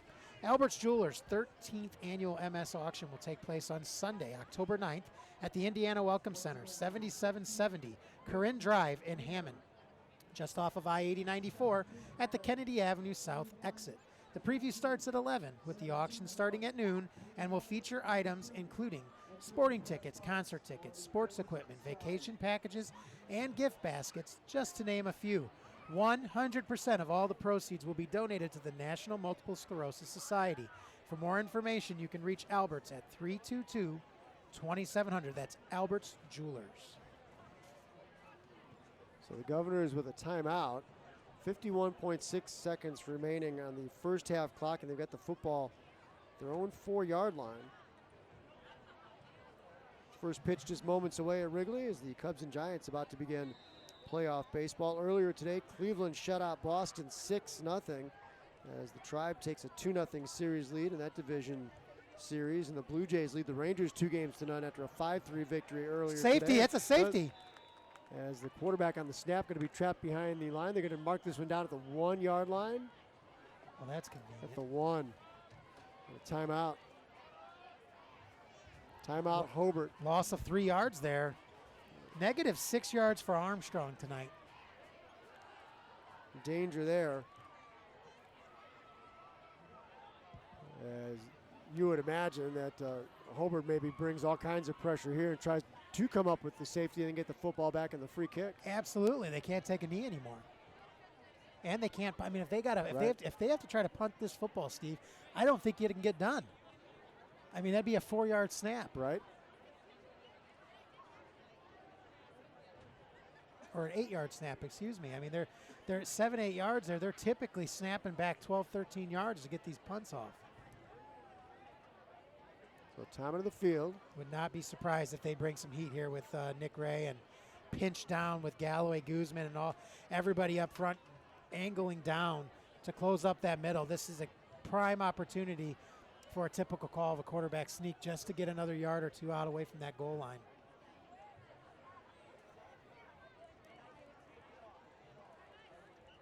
Update you on the rest of local scores at the half. 14-12, Hobart leading Morton, 44.8 seconds remaining for the first half. And perhaps an opportunity here for the Brickies. Morton has got to execute perfectly here with their backs against the wall. The ball on the 1-yard line, 2nd and 13 after that loss of 3 from Armstrong. Doesn't look like they're bringing any heat here. Armstrong in the shotgun, 5 yards deep in the end zone, takes the snap, sets up, fires. To the far sideline, he goes well overthrown and incomplete. We'll bring up a 3rd down and 13. Clock stops with 40.7 to go. Wide receiver ran an 8-yard comeback route, and Armstrong threw that for a 35-yard flag route. Well, that helps Hobart. I mean, throwing that football on that down is going to force them to have to punt the football. I'm not the coach on the other sideline. Completely disagree with that call. I think you got to try to run the ball, even quarterback sneak it, get a yard or two, force Hobart to use their timeouts. Hobart's now sitting with 2 timeouts on 3rd and 13, and they are going to force a punt from the goal line. I mean, snapping the ball on the goal line. So Armstrong out of the shotgun, empty set behind him, trips to the far side now. Johnson sets up at the right hip. Armstrong to pass from the end zone. Fires, catches made at the 8-yard line. Trying to make a man miss out ahead to about the 10 as Clemens made the grab. He's short of the first down. And the clock stops on a timeout with 34.8 for the first half. Hobart stops the clock. By my count, their final timeout? No, they should have one more. One more by the scoreboard clock, yes, sir. Well, and because I think Morton actually used the timeout. Remember, we were a little shocked that they would have burned one. Are you in the market for a newer used car or truck? Then stop by Christensen Chevrolet in Highland during their 50% inventory reduction sale. In addition to their great deals on several 2016 Chevy models, you can also shop in comfort in their huge showroom with nearly 100 vehicles available. All credit applications will be accepted. Located at 9700 Indianapolis Boulevard, Christensen Chevrolet has been driving the American dream and proudly serving you since 1951. Their phone number is 888-999-9141, and the website is www.christensenchevy.com. So the Governors with a little breathing room here now. On 4th down, they'll run a play. This direct snap goes to Clemens, sweeps right. He's got the first down, taken to the sideline of the 15-yard line. I think I saw a flag on the ground, holding against Morton, coming back. So the clock stops at 27.8 on the flag. It was a 4th and 3 play. Would have gone for a first down pickup. Instead, the penalty walks this one back inside the 10. It'll go inside the 5. Holding a spot foul. 5 penalties, 45 yards. Flagged against Morton here in the first half. The Governors unwilling to try to punt one from the back line of the end zone. Will run a 4th down play on 4th and 9 from their own 5-yard line, and now a timeout. Timeout Governors with 27.8 to go. Well, I'm interested to see what these scores are going to be at the half. The Lowell game, 20-3 over Munster shocks me. LaPorte, Michigan City, LaPorte putting up 21 doesn't shock me at all. Those guys have been scoring 35, 36 points every game. I said earlier, spoiler alert, South Central, Hanover Central. I called it, and we'll see what happens there. So they're 14-6 the last score. Griffith and Drain. Griffith's still rolling. I don't know where they came from. I didn't see that coming this year at all. I really didn't. I actually thought that the Griffith win over Hobart was a fluke, and I was absolutely, for once in my life, I hope my wife is not listening, I was wrong. I was actually wrong. Well, Griffith turned it around in the rain that week number 4 when Hobart played Kankakee Valley. Kind of stunned everyone. So here's the 4th down play with Armstrong. Quick kick. He'll boot this one away. It's a short kick. Zanola calls for a fair catch. It's actually James who made the grab at the 20-yard line. So a net 15-yard punt. And Hobart has it at the Morton 20 with 22.3 to go. All those timeouts, I would have just lined up in punt formation and went at it. Because right now, the wind's kind of slowing down a little bit, but the wind's still at their back. I think no matter what you do, if you don't get the ball in the end zone here, you have to try for a field goal, don't you, Steve? Hit or miss. Sure. Ball spotted right on the 20. So Hobart will begin this drive in the red zone. I wouldn't be surprised if you see something go to Zanola or James, wide side, some type of fade route getting towards that end zone. Wide side is the near side of the field, and both of the Bricks top athletes this way. James split wide at the hash mark, Zanola in a slot. Wolf in the shotgun with Ray on his left hip, 22.3 to go. Hobart by 2, 14-12. Wolf drops to pass, guns one over the middle. Was looking for the wide out from the far side, slashing over the middle. Hicks, well covered, incomplete pass, overthrown. Clock stops with 17.8 to go. 2nd and 10 from the 20. Mike Wolf, 0 for 4 on the night, also has the fumble. Almost had the interception last time. Looks like he's zoning in on one of his receivers. He's not looking down to his 2nd and 3rd reads, unless that's something that's coming in from Coach Turley, where he wants him to throw it. He needs to set his feet. He's got time. This offensive line is giving him the time to read at least to his 3rd read, and these are 4 or 5 receiver routes. You got James and Zanola, wide side of the field again in man coverage. Ehrlich to the far side, Hicks to the near. Zanola and James slotted. Wolf drops back to pass under pressure, flushed out of there. Hit as he throws. Underthrown ball is going to come up incomplete. Clock stops on the incomplete with 12.2 to go. The blitzing defensive lineman Joseph Wharton causing all kinds of trouble for Wolf that trip. A lot of pressure coming around that back right side. That's the 2nd time tonight that pressure has come around untouched on the side over there by Degnan. And nothing going on there. And I think they actually had a tight end in on that play. They're going to try for the field goal here. Cantos out, sets the tee down at the 27-yard line. Zanola on one knee there, so a 37-yard try. They've had problems with snaps in the past. Wind at his back. This would be his season long. Cantos out of the Zanola hold, steps into this one to the uprights. It goes, and it was a bit wide left.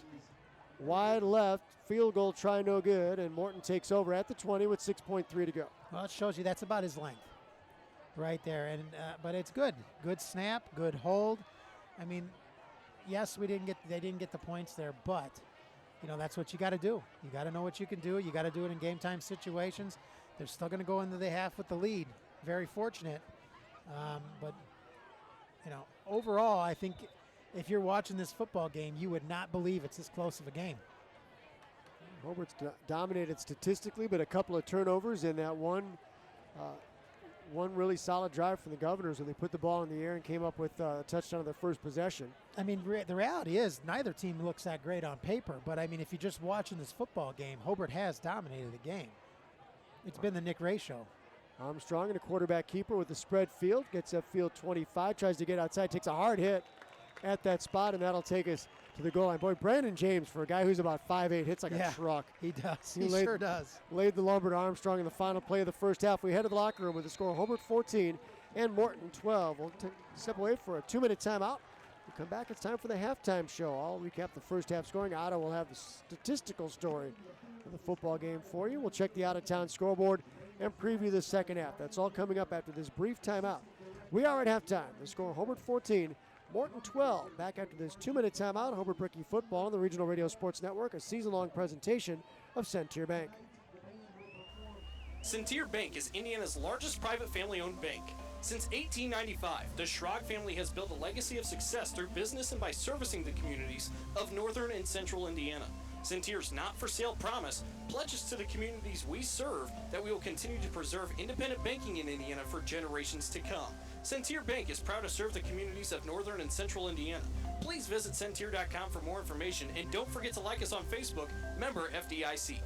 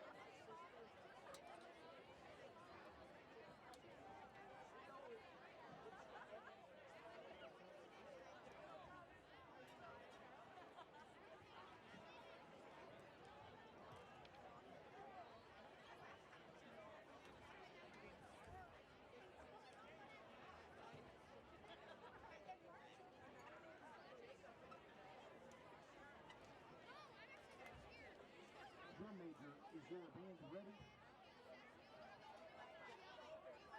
You have the field for performance.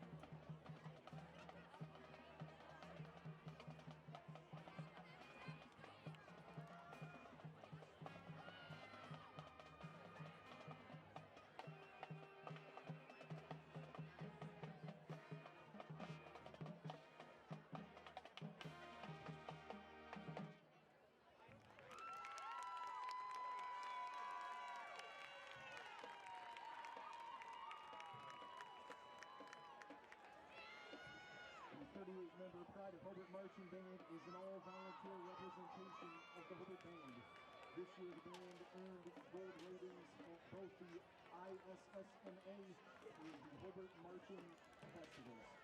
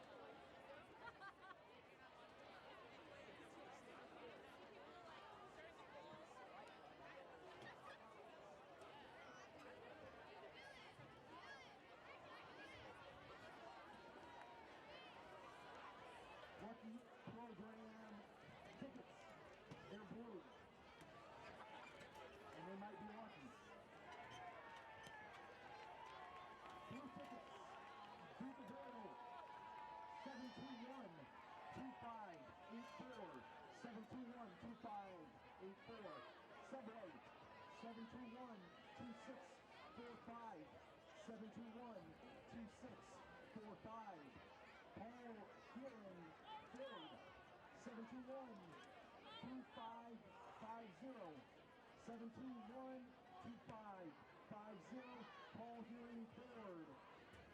Harris Hair Studio, 721-2639. 721-2639. Harris Hair Studio. Members since 2004. The Semper Fi Fund, serving those who preserve our freedom. For more information, visit them online at www.semperfifund.org.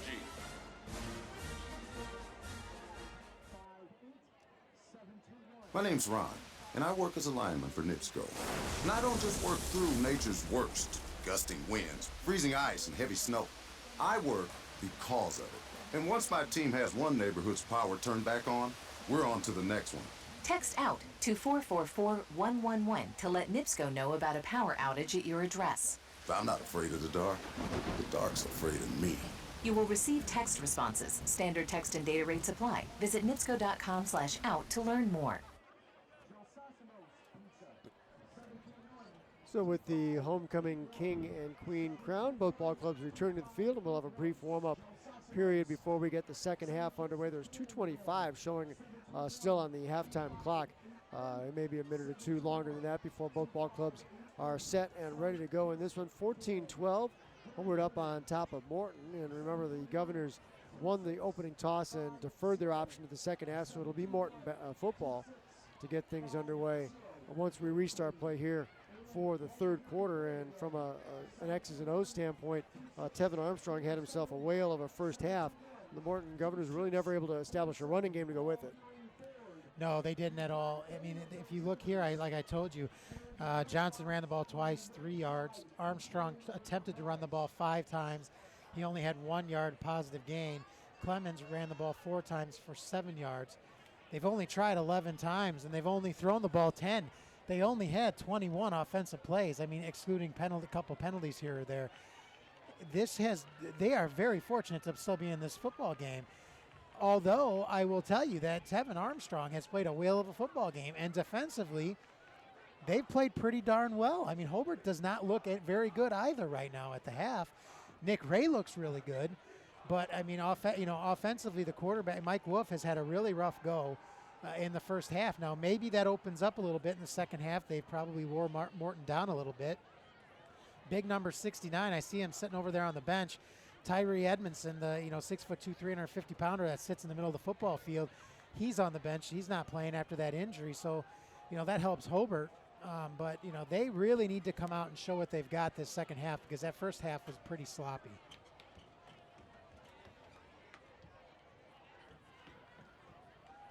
And the flip of that, as you said, is that Hobart hasn't really established the passing game at all, and the big plays haven't been in evidence today. They've not really been able to break anything deep.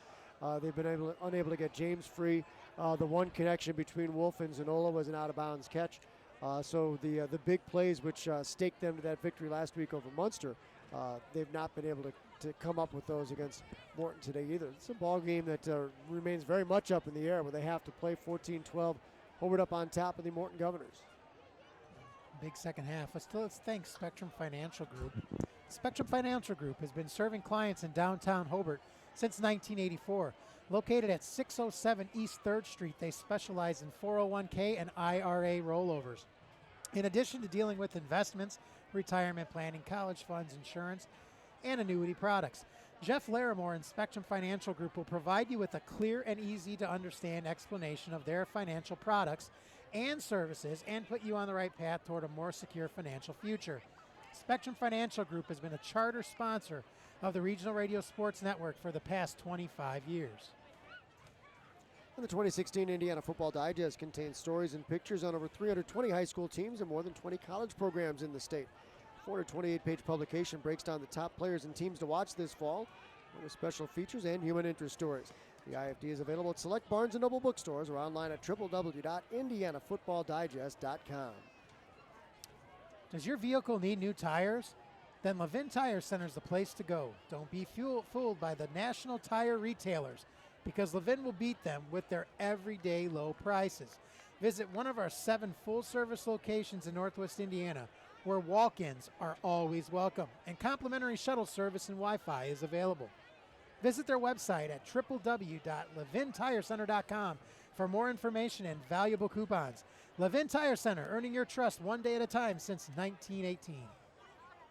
So Timothy Johnson and Trayshawn Clemens back deep to receive from Morton to our left, standing at the 10-yard line. Adrian Cantos, the football teed up at the 40 to our right. Hobart wearing all purple tonight, yellow stripe on the pants, yellow numerals, gleaming gold helmets. The Morton Governors in the all whites, traveling uniforms, red numerals, red helmets. 14-12, Hobart up on top. Third quarter underway with the kickoff. It's a short one again, and it'll be taken by an upback on the run of the 22-yard line, turning upfield 25 to the 30, driving ahead to the 34, and on his feet went Bakari Vance on the return. He fielded that with his back to the Hobart coverage team and tried to circle back around, and eventually got out to about the 33-yard line, where Morton will start this drive, first possession of the second half. Big series for Hobart here. Slow it down, get the football back, take control of the game right now. I mean, Morton's hanging around. This is what you don't want to do with a team like Morton, is let them hang around too long. Tevin Armstrong, returning starter at quarterback. The veteran senior ducks in under center. Receivers left and right. Johnson circles in motion. And now Armstrong with an offset eye behind him. Long count at the line, play clock to 10. The give is Johnson, runs up the middle of the line. Guzman wrapped him up around the waist and twisted him down. No gain on the play. No gain on the play, like you said. Guzman right there, wraps him up. Rest of the defense comes, cleans him up. Nice play defensively.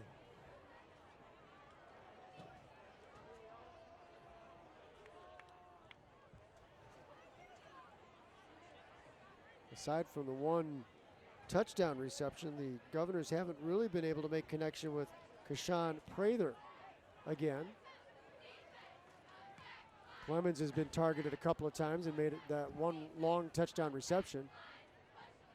As is, slot left, offset eye in the backfield beyond Armstrong. Toss sweep going left with Johnson. He's got a blocker ahead of him. Splits the seam, gets out to the 40-yard line, gain of about 6 on the play. It'll be 3rd and 4. Yeah, it's the most open space that Johnson's been able to find this football game. Nice run by him, able to find a little hole, squeezes through it, makes it 3rd and manageable, but this is a big down for both ball clubs right here. 3rd and 4, the down and distance. Minute deep into the third quarter. Hobart 14, Morton 12, Governor football. Ball spotted left hash mark at the 40-yard line of the Govs. Armstrong out of the pistol. Johnson stands behind him. Clemens to his right. Armstrong to pass. It was deflected at the line of scrimmage. Didn't see who got a hand out. They were intent. They were like looking Galloway. for Prater, and Galloway batted that one down. Yeah, it looked like Galloway got his hand up there. Nick Ray was right in his face. They're going to force. I don't see the punt team coming on, but I would assume that if they're smart, they're going to punt this football. Ball spot at the 40. Clock stops on the incomplete at the 10:27 mark of the third quarter. Long look to the sideline. The Governor's offensive unit stays out there. They ran a quick kick out of this formation down near the goal line end of the first half. Looks like they're going to run a play on 4th and 4. The line to make is the 44-yard line. Armstrong out of the gun, takes the snap, rolls to the near side, flings one to the sideline, underthrown looking Clemens. It was James with the coverage. Incomplete pass. The ball goes to the Brickies on downs. I don't like that play call at all. If I'm the Hammond faithful, I'm asking, what in the heck was that? You need 4 yards and you run a one-man route against the best defensive back on Hobart's team, Brandon James, and it makes absolutely no sense. And then you overthrow him by 10 yards. I mean, that was just a waste of a play, and now you've given Hobart the ball at your own 40-yard line. The Brickies looking to cash in after the Governors turn it over on downs. 10:22 to go, third quarter. Hobart leads this one 14-12. First possession of the second half, Mickey Wolf in at quarterback. 6'2", 155-pound senior, like Armstrong, a returning starter. Little cross buck as they fake to Tyler, give to Ray. He's twisted down as he got right up the middle of the line and makes it to the 36-yard line, gain of 4. 103 yards, 19 carries for Nick Ray tonight. Portage gets a 55-yard touchdown run and now leads Valpo 17-10. That's in the third quarter. New Prairie running away from John Glenn, 43-19 in the fourth. Hey, there's nobody in coverage down here on oh, you got to catch that. Finally, Johnson covers up James. James motions to the far side. They run jet sweep with James. He escapes one man in the backfield, reverses his field. Can he get a block here? Let's see. Cuts up the middle of the line, 35 to the 30, and a lot of running to pick up about 7 yards on the gain. Armstrong eventually made the stop on Brandon James. It was intended as a jet sweep right and goes for a first down pickup, but he did a lot of work to get that. Yeah, he ran about 35 yards for a gain of 7, but that just shows his athletic ability. He was outrunning every person on that football field, including his blockers. So Wolf brings the play in from the sideline. 9.5 minutes to go, third quarter. Hobart 14, Morton 12. Bricky's driving as they pick up a first down at the Governor 29-yard line. Zanola wide to the far side, James to the near. Wolf out of the shotgun in between split backs. Play clock down to 6 as Wolf managing the play clock. Gives Nick Ray, tries the left side, took a hard hit. Coming up to make the stop was Joseph Wharton. And then a linebacker, Cassius Waite, finished things off after a gain of a couple, 2nd and 8. Yeah, he gets about a gain of a yard and a half. That's a nice play up front by the defensive lineman, number 67 and number 58 of the Governors. Jonathan Johnson, Wayne Hobson. I mean, they did a really nice job to slow down Nick Ray on that play. The yards get expensive down here. 2nd and 8 for the Governor 28. Wolf out of the shotgun, deploys Zanola wide to the far side, and James will cap the line on that side in between the hash marks and the numbers. So 2 dangerous athletes split wide to the far side of the field. Now Wolf ducks in under center, split backfield behind him, off play action, sets up with protection, fires, he's got James, catch made right at the sticks, the 18-yard line. Yep. First down, Hobart. Gain of 11. First complete pass tonight for Mike Wolf. Nice throw, nice read. Had a lot of pressure on him again. I'm surprised how much pressure Morton's able to get on him tonight, but he stands in the pocket, sets his feet, delivers a strike outside to James. Nice play by Wolf, nice catch by James, and a first down for the Bricks. James came into the night with 16 receptions for 283 yards and a couple of touchdowns, and he knew right where the first down marker was that time, made the grab, took the hit. 1st and 10 Bricks from the 18. 8 minutes to go, third quarter. Hobart trying to get a little breathing room in a game they lead by 2. Wolf out of the shotgun, gives Nick Ray, tries the right side of the line, keeps the legs churning. He was able to step out of a tackle, gets inside the 15, down to the 13. Gain of 5 on the play. 110 yards now for Nick Ray, 21 carries. He just keeps his feet churning. There's nothing special there. It's right up the gut. I mean, he's got people all over him, but he's still able to always get positive yardage. Arion Hogan leading the football game for Morton. I think he was in on the tackle.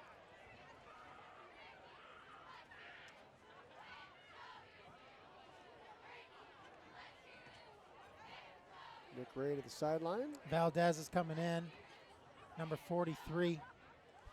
Nick Ray to the sideline, get taped up on his arms, look like he got cut. Valdez, 6'1", 220-pound sophomore. So with Ray sideline, Zanola lines up at the quarterback position out of the shotgun with Chris Tyler on his left hip. Here comes the 2nd and 5 play. Zanola on a keeper. He's got a head of steam, tripped up on an ankle tackle at about the 12 and rolled forward inside the 10. Give him a gain of 4. It was Merriweather who made the stop. Well, Michigan City has clawed back a touchdown. They trail LaPorte 28-14 now. That's a third quarter score. Oh, what an atmosphere tonight at Ames Field. This is the kind of night that they dreamed about when they built that beautiful new facility. Not the score, though, right? Not the score, that is correct. 21-7 still? 28-14. So the gain of 4 from Tyler. It's 3rd and a long yard from the Morton 9-yard line. 2-down territory here for the Brickies, you'd think. Wolf out of the pistol. Takes, gives Ray. He's got running room. He made running room inside the 10 down to about the 6. First down, Brickies, 1st and goal. Gain of 3 for Nick Ray. Ray, of course, right there in the conversation for Centier Bank Performer of the Game on the Hobart side. Armstrong and Johnson leading contenders from Morton. We'll name our Centier Bank Performer of the Game during the post-game show. It's a final. Adams 33, South Bend, Washington 13. And in Fort Wayne area ball, Snyder over Dwenger 33-25. Here the Brickies trying to break this one open. They lead at 14-12. 8th play of the drive. Wolf out of the shotgun. From the 6-yard line, toss sweep near side with Ray, or shaking off a block beautifully to make that tackle Gain of a was yard. the linebacker Waite. Yeah, Gain of a yard. Chris Tyler is not happy with himself, the fullback. He came out. That's his block to make. If he makes that block, Ray likely gets into the end zone. It looked like Tyler slipped and lost his footing. Not happy with himself, but Tyler plays really, really hard, and you can see that's what it takes is players like that. Even though there's nothing you can do when you lose your footing, he still takes it very seriously. Kind of mad at himself. I'm sure he's going to make up for it on one of these coming plays. No gain, 2nd and goal from the 6. James the wide out to the far side. Zanola to the near or short side. Wolf under center on 2nd down. Off play action, sets up in the pocket, fires over the middle. Was looking for Mangiaras, the tight end, overthrown and incomplete. Also had Ray underneath right at the goal line. Incomplete, makes it 3rd and goal from the 6. Nick Ray's looking at him saying, hey, I'm 5'9" down here. Come on, the ball's right here. I'm wide open. And Wolf's saying I was throwing it to a different guy, but there was nobody behind him. I think that ball was just overthrown. And at the end of the day, it's if you got 2 receivers right next to each other, something went wrong. There should always be some space there. Clock stops in the incomplete at the 5:21 mark of the 3rd quarter. 3rd and goal from the 6 for the Bricks. James split out wide to the far side at the hash. Out of the shotgun, Wolf takes the snap, gives Ray. He's got running room up the middle. Leans forward, takes a hit to the goal line. Touchdown, Hobart. Ray's in for the 3rd time tonight. 20-12, Hobart. 3rd time tonight, 119 yards now on 24 carries. He absolutely trucked 2 people getting into the end zone on that play. And that's what Hobart needed to do, a long, sustained drive and separate this gap here. If this extra point goes through, it makes it a 2-possession football game. 10 plays, 40 yards, and 5:05. Nick Ray, his 3rd touchdown of the night, this time from 6 yards out. Hobart 20, and Morton 12. Extra point coming from Cantos. Zanola the hold on one knee at the 10. Snaps high. Zanola gets it down. Cantos puts it to the uprights, and it's good. With 5:17 to go, 3rd quarter. The score now Hobart 21 and Morton 12. Check out the hardest working happy hour right now at Fry's Dairy Queen in Hobart.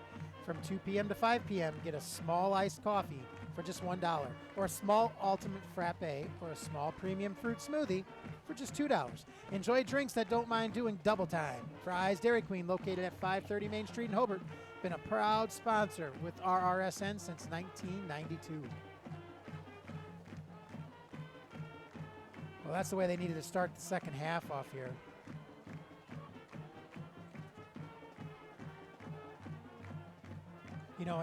Offensively, Hobart drove like that in the first half twice and fumbled the football. They just weren't able to capitalize on it. I mean, this could have very easily been a 28-12 football game at the half.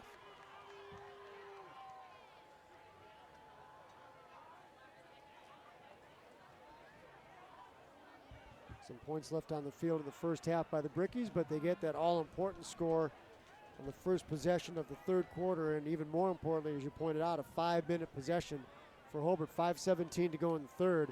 The Brickies lead it by 9, 21-12. See where they kick. They've kicked short every time tonight. Johnson to the near side, Clemens to the far. Brickies have gone after Bakari Vance a couple of times, and he stands the 28-yard line. Cantos with the football teed up at the 40-yard line to our right. Booting into the wind, and a 9-point lead. And a pop-up kick to the far side this time. Clemens will watch it bounce to the white stripe. Penalty marker flies, and Morton on the illegal procedure. Kick out of bounds. We'll have it at the 1st and 10, their own 35-yard line. At Fry's Dairy Queen in Hobart, it's fan food, not fast food. Right now, try the apple pie blizzard cake. It's a pie and a cake made with delicious DQ soft serve for a fall party trifecta. Fry's Dairy Queen, located at 530 Main Street, been a proud sponsor with the Regional Radio Sports Network since 1992.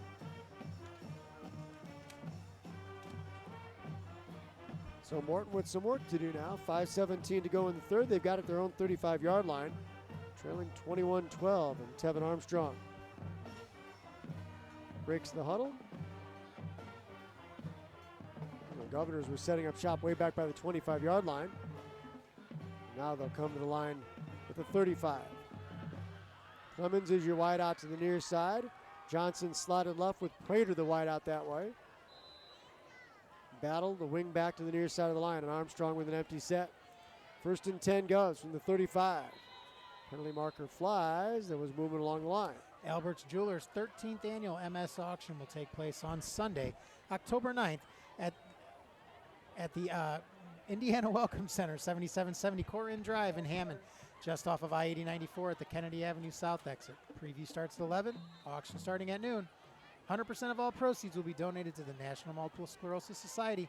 Albert's phone number is 322-2700. So here we go now. 1st and 15 after the 5-yard walk-off. Armstrong deploys Johnson in motion. It's Johnson on the jet sweep near side. Penalty flag down for holding. Nick Ray came up to make the stop. Twist Clemens, or Johnson rather, down at the 29-yard line, and the Governor's going backwards this possession. Yeah, I think they're going to take this. I think they're going to decline this if I were them, wouldn't you?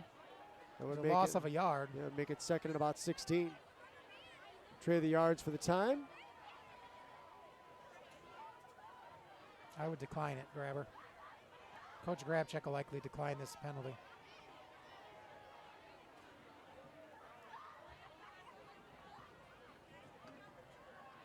Dave Grabchuk, remember that 1989 state championship team.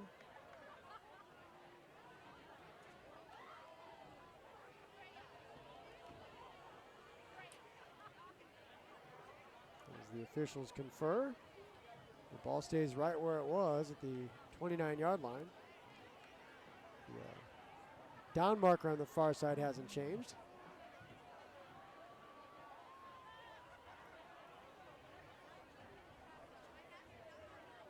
Now they show 2nd and 16. So that was the result. Penalty decline.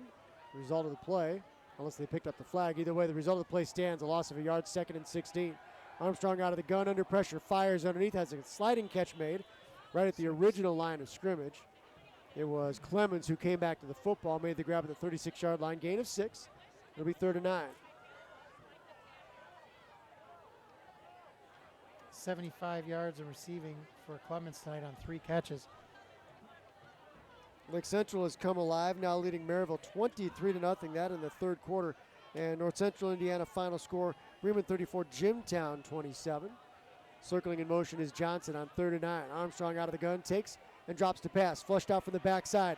Giving chase with Galloway. Football comes loose. They battle for it to the sideline. Out of bounds it goes. Austin Kirk had a hand on it and could not control it. I think I called Galloway, but it might have been Ray in there on the No, that was That was Galloway. Galloway with the backside pressure, caused the fumble. It's a loss of about 10 yards for Armstrong. So all the way back to the 26-yard line where the ball exited inbounds. That's a big play by Galloway. Galloway and Guzman tonight, but Galloway definitely has been on a lot of big plays again. We talk about them all the time. They're big-time players. So Morton to punt from its own 25-yard line. That drive went backwards. A loss of 10 overall. James will field near midfield. Figueroa takes the snap, gets this one away, and a beauty, a spiral. James calls for the fair catch, runs up, it bounces at the 50. Now he wants to take it and run with it. That's going to result in a penalty. Can't do that. So James returned it to the 38 after he called for a fair catch, and the penalty markers are down. Somebody needs to tell that boy. Yeah, being aggressive. That's a good thing. Had a change of heart once that one bounced.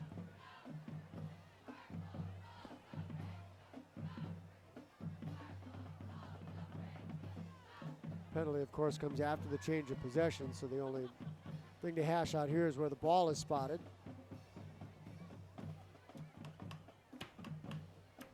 .4:15 on the clock. Still in the 3rd.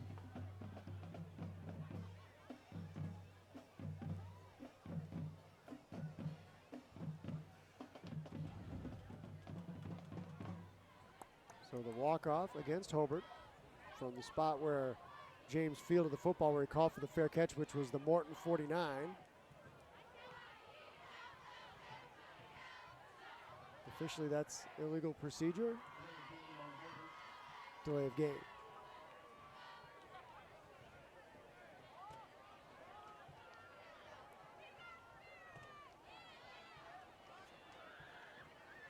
Considered a delay a game, yet you don't get a loss. But you don't get a loss of down or anything, so that's a good thing. They walk this one back 5 yards. It'll be 1st and 10, Bricks their own 46-yard line with some breathing room now. 21-12. Nick Ray has accounted for all 3 Hobart touchdowns. The Brookies looking to chew some clock here. 4:15 to go for the third. Slot left, slot right with Zanola. Out of the shotgun in the empty set. Deploys James in motion. They fake the jet with James. Zanola sweeps right.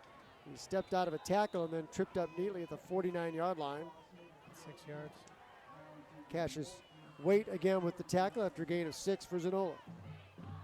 29 yards now on 6 carries for Zanola.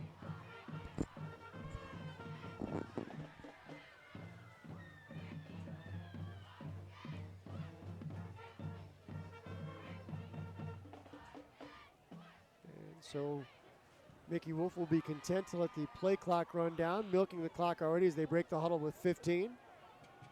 Zanola again to take the shotgun snap, trips to the near side, play clock to 6, game clock to 3:30.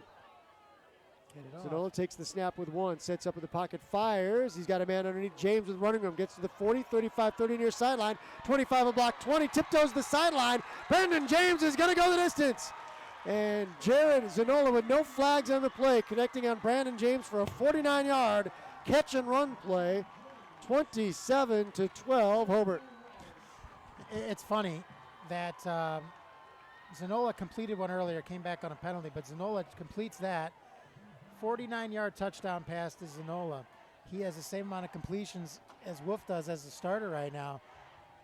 That is a beautiful pass by Zanola there out to the outside, and James showing his speed, staying out front, and you've got to give credit to Chris Tyler out front doing some blocking for him. 2 plays, 54 yards, 57 seconds to drive. The Cantos extra point try is good. And with 3:20 to go third quarter, the Brookies now have opened up a cushion. It's Hobart 28 and Morton 12. Are you in the market for a new or used car or truck? Then stop by Christensen Chevrolet in Highland during their 50% inventory reduction sale. In addition to their great deals on several 2016 Chevy models, you can also shop in comfort in their huge showroom with nearly 100 vehicles available. All credit applications will be accepted. Located at 9700 Indianapolis Boulevard, Christensen Chevrolet has been driving the American dream and proudly serving you since 1951. Their phone number is 888-999-9141, and the website is www.christensenchevy.com. They're at halftime now. Remember, there was a long injury delay. Lowell 27, Munster 3. And Michigan City sneaking back into this one. Now LaPorte 28, City 21. That a third quarter score.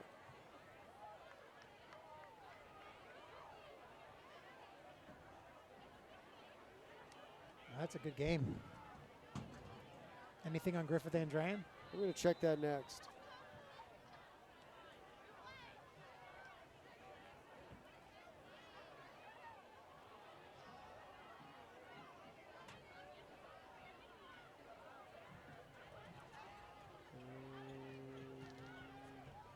The last I have on Griffith Andrean was the last I had on Griffith and Andrean. They go Clemens far side. Ooh, big hit by Galloway.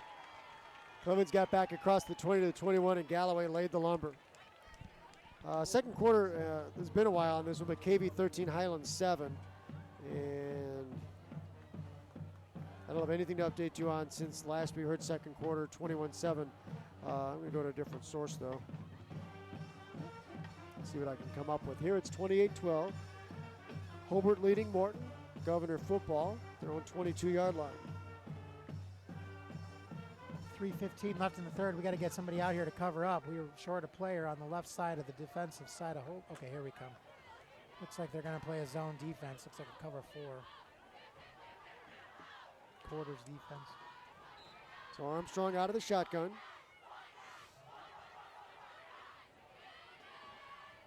Maryville has finally scored. They trail 23-7 now. The third quarter, Armstrong fires underneath, has Clemens at the 28 upfield, and James tracks him down. And finally, it's Cade Tippold who was able to make the tackle across the 30 to the 33. First down, Governors. Tippold. How many did he get? 13? Yes, sir. After third quarter, Valpo and Portage tied at 17. And Griffith now leads Andrean 28-7. That's just underway fourth quarter. Laporte has scored again. 35-21 now. Slicer is back to a 2-touchdown lead. 28-12 here. Hobart over Morton. 3:07 to go in the third. 1st and 10 Govs from the 33. Motion man on the near side is Johnson. Armstrong and a keeper goes left side. He was able to get free of Kirk, got across the 40 and dives ahead near the marker to the 43-yard line. Armstrong a 10-yard pickup on 1st down. Well, gets him finally back into positive yardage.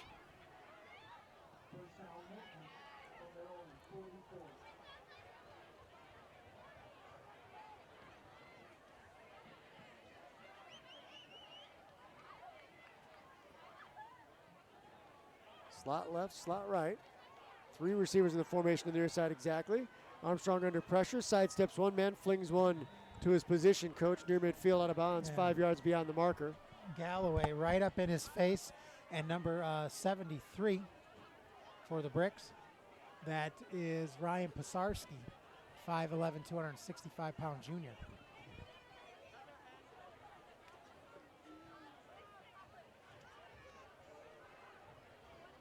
So after the incomplete, 2nd and 10.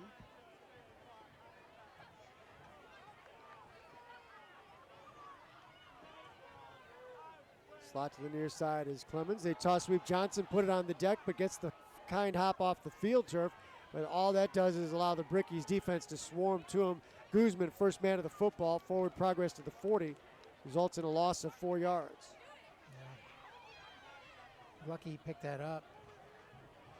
That's dangerous instead of just falling on it. Well, you know, we told you earlier how Morton has struggled to score points. 15 points a game this year, just 13 points over the last 3 weeks. They've got 12 tonight, but the one sustained drive and then the one long touchdown play from Armstrong to Clemens has been about it for the Govs. Shotgun snap, Armstrong fires. That was beyond the reach of Prather. Had to come back to it, in fact, thrown behind him. Yeah. Incomplete pass, brings up a 4th down. High snap, Armstrong brings it down, tries to rush the throw. He had time, just missed his receiver. Hobart's going to get this football back with about a minute 50 on the clock in the 3rd quarter. Dangerous Brandon James back there, Steve. He's hoping for a chance to do his thing. Stands at the 30.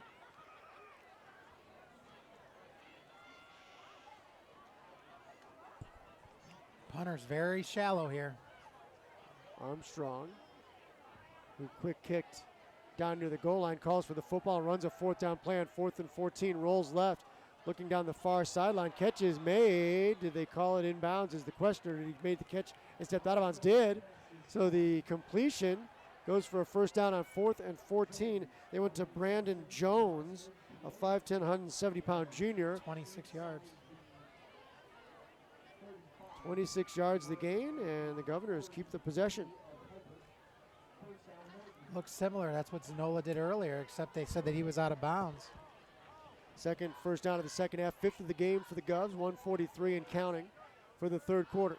Morton trailing 2 touchdowns, 28-12. Armstrong out of the gun, calls for the football, stands in the pocket, fires deep for the end zone into double coverage, trying to let Prather run underneath it. And that one is overthrown by 2 yards. Yeah, that was a beautiful ball, though. I mean, Armstrong really does throw a really nice football. Cade Tippold had the coverage. Incomplete pass stops the clock at the 1:31 mark of the 3rd. Well, we talked about the 5-2 record coming in.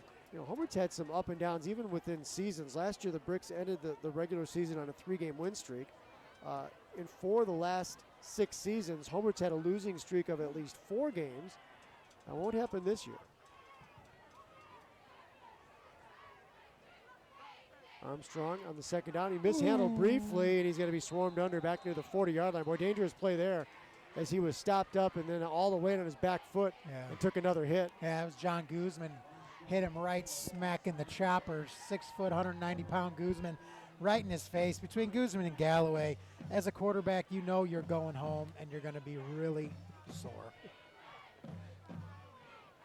But that's the glamour job, right? Yeah, not when you play against these two. Clock winding inside a minute for the 3rd quarter. 3rd and long for the Govs, playing behind the sticks, 3rd and 14. From the Hobart 37-yard line, hash mark left. Armstrong takes the shotgun snap, stands in, fires. On a cross was looking for Clemens. It was high and a bit behind him. Couldn't make the grab. Zanola the coverage. 4th down coming. Clock stops at the 46.9 mark. Yeah, Zanola was really nice to him on that one. He had him fully extended and didn't knock him into next Tuesday, which was probably the right call because it probably would have drawn a flag, but that's a dangerous throw. And he really laid his wide receiver out to dry on that one. Governor's going to run an offensive play on 4th down once again. Second time this drive. Last time they completed it for 26. Here it's 4th and 14. Armstrong back to pass again. Fires over the middle. Well overthrown. Zanola intercepts back at the 5-yard line. Turns upfield with a blocker 15-20. Cuts to the sideline 30. Gets to the 35 and going to be shouldered out of bounds by Armstrong. The interception, Jared Zanola, his 3rd pick of the season. Kind of had the effect of a punt and then a late flag.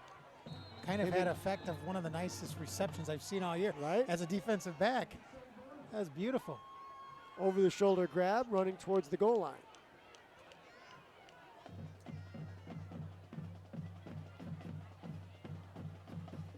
A return of about 25 yards after the INT, 30 yards in fact.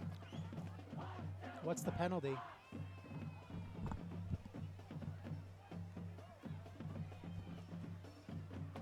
On Morton.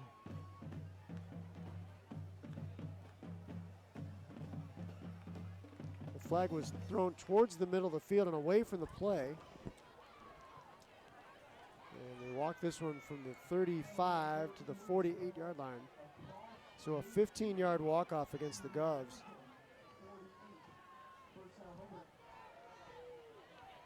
Put the football game away right here. Although it's only the end of the 3rd quarter, but this could be a nice, good drive for them. 33 seconds remaining, 3rd quarter clock. Run, run, run. Wolf between a split backfield, receivers left and right. Takes the snap, gives Chris Tyler the second man through, and he was tripped up before he got to the line of scrimmage by Walter Davila, a 6', 225-pound senior defensive lineman. Loss of a yard, and that'll do it for the 3rd quarter. Brickies don't have to break the huddle and won't. Through 3 quarters, the score Hobart 28 and Morton 12. Will step away for a timeout. Be back to bring you the 4th quarter after this on the Regional Radio Sports Network. Nobody wants a sports injury to keep them on the sidelines, and no one understands that more than Dr. Omar Perez, Methodist Physician Group sports medicine specialist, bringing his experience treating NFL, MLB, and NBA stars to Northwest Indiana. When it comes to getting back in the game, the right doctor makes a difference. Meet Dr. Perez at MethodistPhysicianGroup.org or call 219-738-6670. Methodist Physician Group, moving forward, making a difference. People ask a lot of questions about Ivy Tech Community College. Like, is Ivy Tech seriously the top choice of Indiana's high school seniors? We seriously are. And the top choice of Indiana's adult students, thanks to such reasons as our experienced instructors, our state-of-the-art facilities, our more than 150 program options, and a tuition that's still under $4,000 a year. Find your answers at ivytech.edu/FAQ. Then apply for free at ivytech.edu. Lowell about to run away and hide. Now midway through the 3rd quarter, Lowell 34, Munster 3. And LaPorte and Michigan City locked in a battle for the ages as every time LaPorte looks like they're pulling away, the Wolves answer back. LaPorte 35, City 28. That's in the 4th quarter. Lake Central 23, Maryville 7 in the 4th. That's a good one.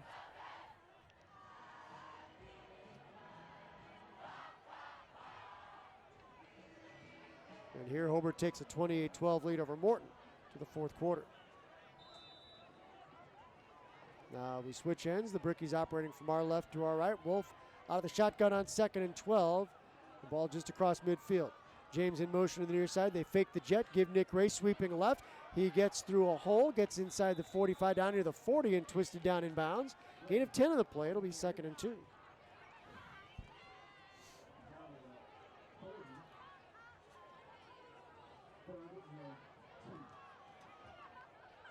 Who was that on the carry? Is that right? Oh, that was right.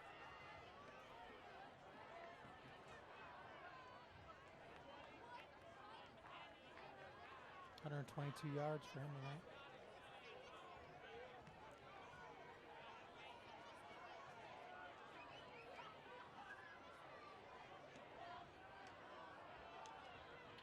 Long count at the line as Mickey Wolf watches the play clock to 6. The hand was Chris Tyler, who lost his footing and stumbles down to the 40-yard line. Tough break there as they had a 3rd and 3 and tried to get Tyler around the right side. Instead, he loses a yard. It'll be 4th and 4 from the 41-yard line. That's the 3rd time tonight we've talked about Tyler losing his footing tonight. I don't know if he's got shorter cleats on tonight or what, but he's been having some trouble keeping his feet. Bricks look like they want to line up and run an offensive play on 4th down. And will, 4th and 4, kind of in no man's land, a little close for a punt. Well beyond the field goal range of Adrian Cantos, who missed from 37 earlier. Wolf out of the shotgun on 4th and 4, gives Nick Ray middle of the line, lowers the shoulder, pushes the pile to the marker. He's got it. Spot's going to be everything, but it looks like from here that he's got it. Needed to get to the 38-yard line of the Governors. Yeah, it shows your confidence in Ray. He's definitely got that. Picked up a 4 yards there.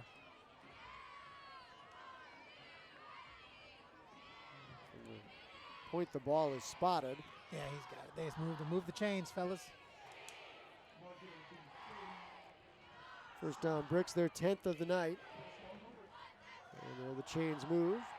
Clock stops to do the deed with 10:26 to go in the football game.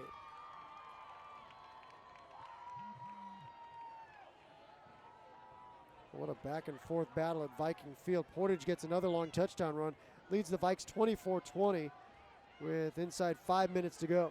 Wolf drops to pass on 1st down, fires on the near sideline, hangs one up for James. Ball's batted up in the air. James collects it. To the goal line he goes, and they're going to call it incomplete. He never had the possession, is the ruling from the official, who is running step for step down the sideline with him. Boy, that would have been an acrobatic grab. It would. Tipped up in the air. He got it again, and then when he hit the ground, he hit it so hard it bounced out again. He just never had the possession. But I gotta tell you, that was a beautiful throw by Mike Wolf. I mean, he's had a struggle tonight. He's 1 for 9 through the air, but that was a beautiful pass.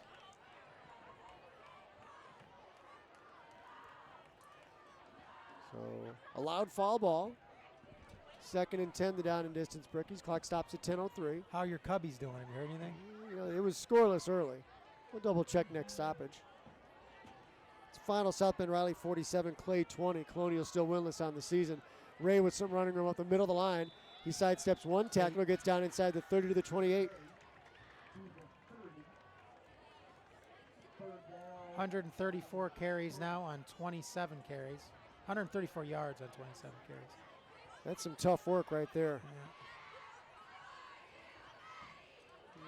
Cubs and Giants scoreless after 4 innings now. That other National League game had the Dodgers over Washington 4-3. That one a final.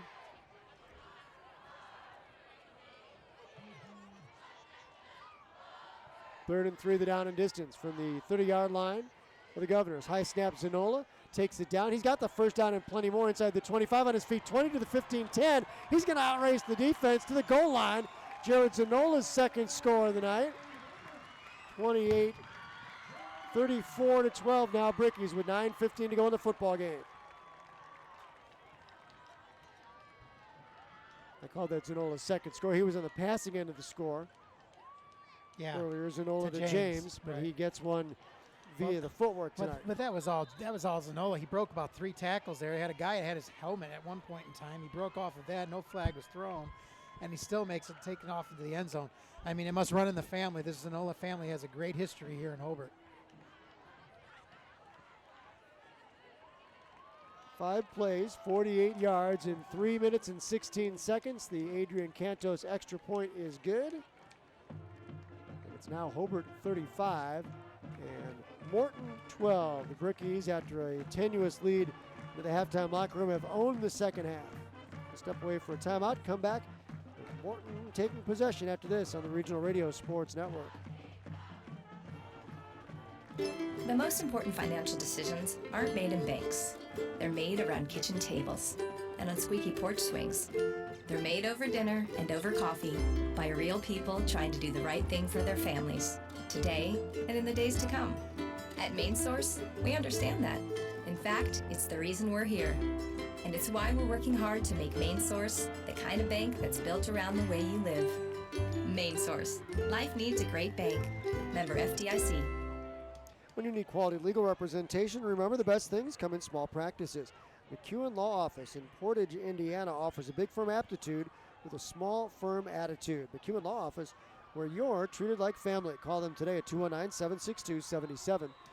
And as Otto pointed out, a family affair with the Zanolas here in Hobart, and Jared Zanola has thrown for one and run for one tonight. 35-12 Brickies with 9:15 to go. And the Governor is trying to make this one respectable. A deep kickoff from Cantos over the head of Clemens. It bounces 3 yards deep in the end zone as the wind is picked up once again. It's gusting out of the northwest at 20 miles an hour. Touchback, and the Governors will start 1st and 10, their own 20. This is where the game gets long because Morton's got to throw the football. They've got to throw the football, and Hobart knows they've got to throw the football. So I'd be shocked if we don't see a lot of pressure coming at this time.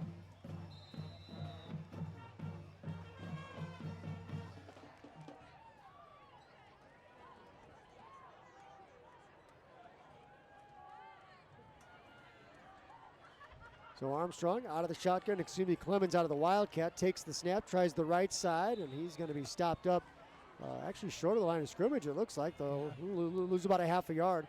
2nd and 10. Spectrum Financial Group has been serving clients in downtown Hobart since 1984. Located at 607 East 3rd Street, they specialize in 401k and IRA rollovers. Spectrum Financial Group has been a charter sponsor of the Regional Radio Sports Network for the past 25 years. So 2nd and 11 down in distance, clock winding to the 8:30 mark. Clemens out of the Wildcat again, it looks like. Nope, Armstrong this time. Regardless, play whistle down. And now they'll wind the play clock at the 8:32 mark of the 4th. Armstrong with Johnson on his right hip, trips to the near side. 2nd and 11 from the 19-yard line. Armstrong calls for the football. The blitz is on from Guzman. Armstrong rolling right, flings one out there looking for Clemens along the far sideline. Diving attempt made, incomplete pass. Yeah, it's incomplete. James was in good coverage there. Threw it down. It looked like he was either knocked away or it skipped in, but it was really good coverage by James. 8:16 left here in the 3rd. Oh, as electric as James is offensively into the return game, he's really underrated, I think, as a defender. He is, but I think a lot of it's because people just don't usually throw that way. Earlier tonight was the first time I've ever seen anybody ever get behind him. So on a little delay, the give is Johnson. He's got running who gets to the 30. A shoulder tackle try from Zanola can't bring him down. Johnson out across the 40 and still battling. But the 43-yard line penalty marker down back near the line of scrimmage, though. This one figures to all go for naught. Typically a hold, right?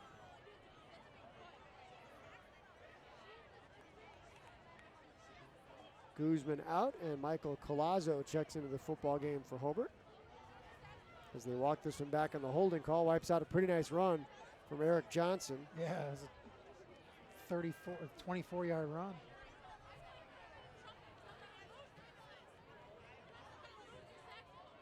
An ill-timed penalty there for the Governors, who have had 3 flags in the second half for 30 yards, 8 for 75 for the football game. You know, but it's clear that when there's a hold. I mean, this is a team that the biggest run they've had all night is maybe 4 or 5 yards. They've had no success whatsoever on the ground. As a matter of fact, they're sitting at 6 total yards of rushing offense.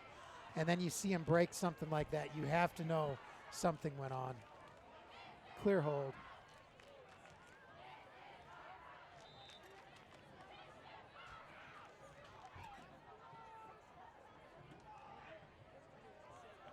So 3rd and long, 3rd and 18. As Armstrong sets up in the pocket. He's got Crather. Pass was behind him, tipped up and incomplete. Took a big hit from Zanola, and here What comes the is flag. that? What is that flag for? It's football. He touches that football, Steve. I disagree completely with that flag. You touch that football, the ball's still in the air. You are a live man to be hit. The officials confer near the 20-yard line. This looks to go as a late hit against the Bricks. That's a bad call. Personal foul, the indication. A blow to the head against Hobart. Wasn't 15 a blow. yards and a first down. Wasn't a blow to the head either.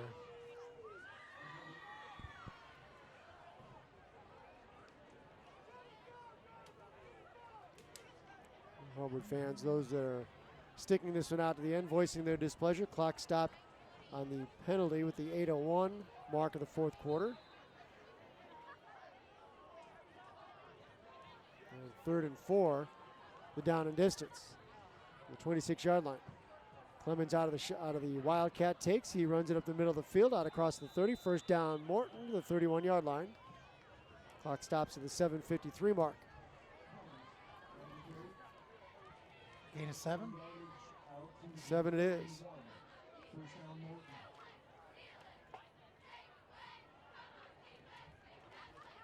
Sam Hicks, a 6'2" junior defensive back, getting some playing time on the defensive side of the field. He's in the regular rotation at wide out on the offensive side. 39 into the football game. It's Drake Riccio. 5'7", 180-pound sophomore.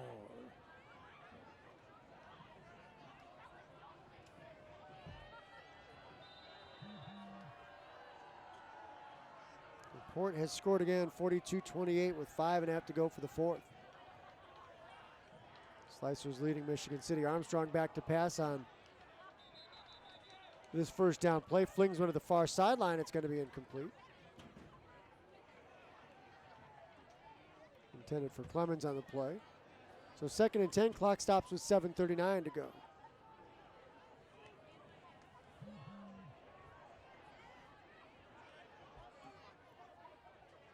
Valparaiso has had more than its share of nail biters this year. Now the Vikings trailing by 4, 24-20, and Valpo driving with under a minute to go.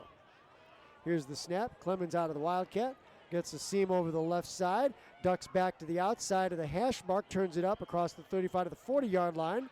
And now things get a little chippy as a flag comes in after the play was whistled dead. Here we go.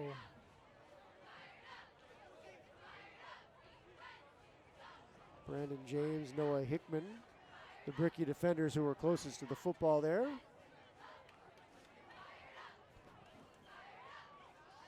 And the officials again conferring on this one. Are they conferring or are they writing a novel? Come on, boys.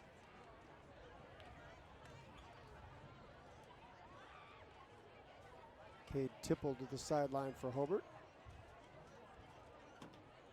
Governors wanted to come to the line of scrimmage and run a play, and the officials haven't indicated the penalty yet. No, they're still talking about where they're going after the game.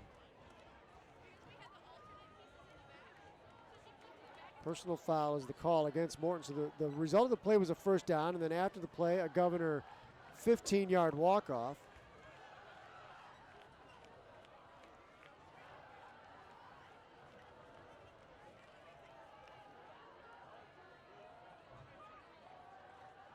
So the officials and the chain gang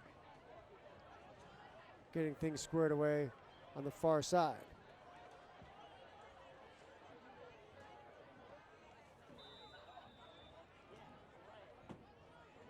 So the scoreboard shows 1st and 15. The chain's indicating 1st and 10. Either way, it's the Governor football at the 26-yard line. Armstrong under center takes. Gives to Johnson, his tailback, who tries the middle of the line and fights out across the 25 and gets near the 30, called the 29, a gain of 3 on the play. Portage knocked off Valparaiso 24-20. That one's a final now. And so if LaPorte can hold on to defeat Michigan City, the Slicers will be your Duneland Athletic Conference champions.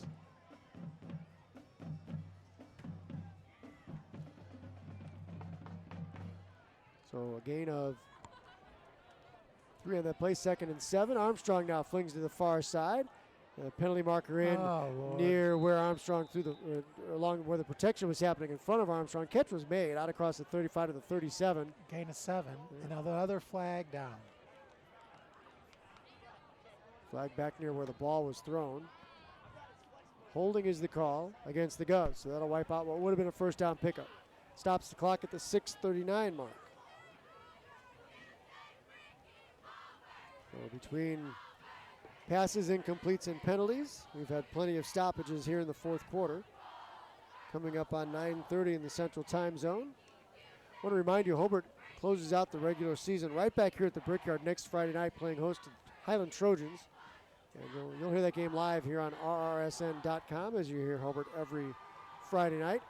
6:30 is our airtime, 7 o'clock the kickoff for Otto and I as Hobart closes out the regular season next Friday against Highland.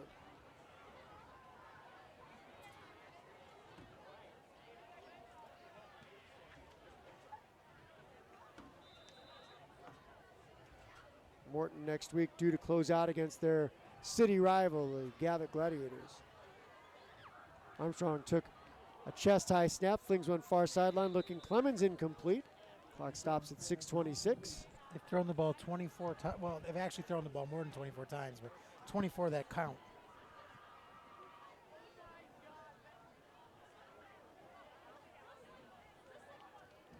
Morton plays in sectional 17. Hobart in sectional 18. And, when the draw came out, the folks who like to, make predictions and look down the line were talking about maybe a Hobart-Lowell rematch at the regional level. Handful of things that have to happen to make that occur. Beating Andrean, right? Being one of them. That would be a very interesting regional matchup, though.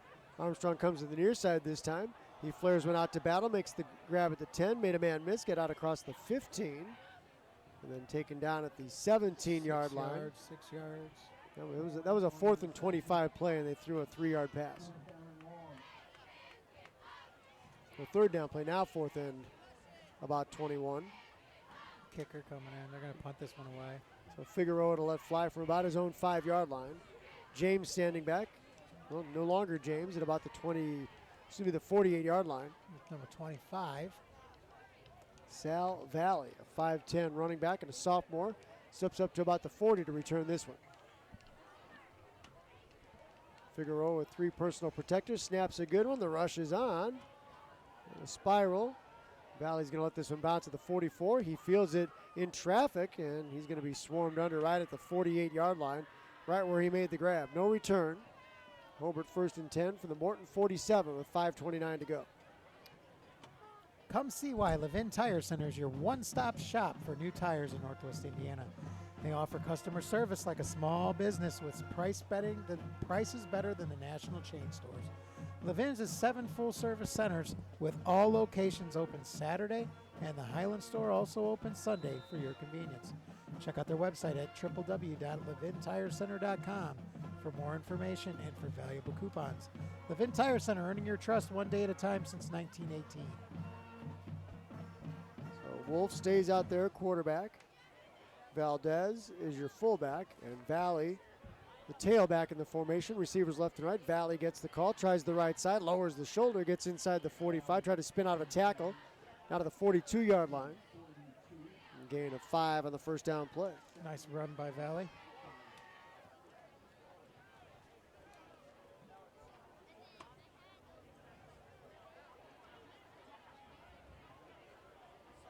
Starters remain out there along the offensive line as Troy Joyner is out there. Tyler Degnan in the lineup for Hobart.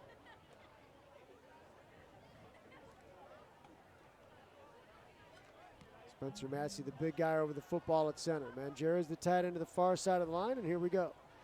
Hobart breaks the huddle with 8 seconds on the play clock. It's down to 3, it's down to 2. Wolf snaps it with 1.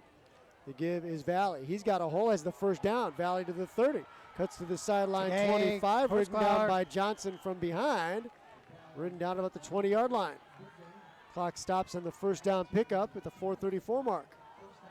23 yards on that one.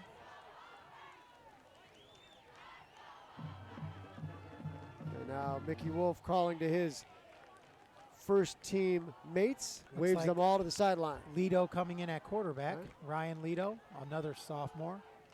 5'11", 150-pounder. Yeah, backfield full. This is all sophomores in that backfield right now. Valdez, Valley, and Lido. The Brickies of the future, right? Yes, sir. It's Valley the call again. Well, he's shifty. Yeah, As he started left, turned it back right, and got inside the 20 to about the 16-yard line. He's quick, I'll tell you that. Big difference in size when you look at him next to Valdez back there. Right. Ryan Turley rotating quarterbacks as Jaden Ojeda gets an opportunity to take a snap here. Saw a little bit of action late in a handful of games last year. Has been the punter for the Bricks this season. And Ojeda stands over center as the play clock still at 15. Let this one wind all the way down and snap it with 1. Valley and Valdez, the split backfield behind Ojeda. On 2nd and 6 from the Morton 20, from the 16-yard line. There's the snap, there's the give. And the give went Valdez up the middle of the line this time. Yard.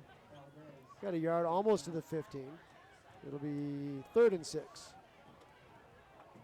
And the clock will be at about 2:40 when they snap this one next time.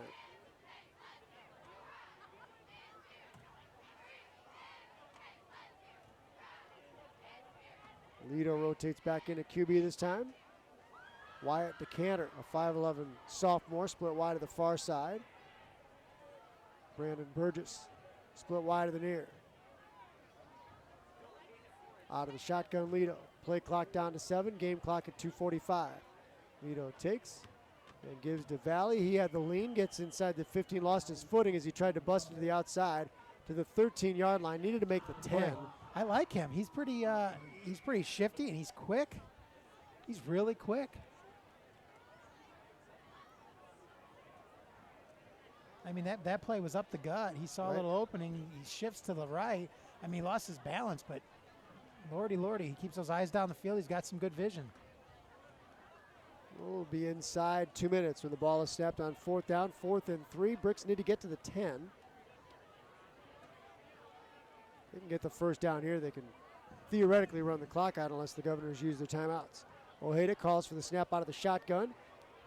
Boy, that closed up quickly. He had a little bit of an opening over left guard and tackle, and then it was filled in well for the defensive line, Joseph Watton. And ball goes over on downs. The clock stops at 1:57.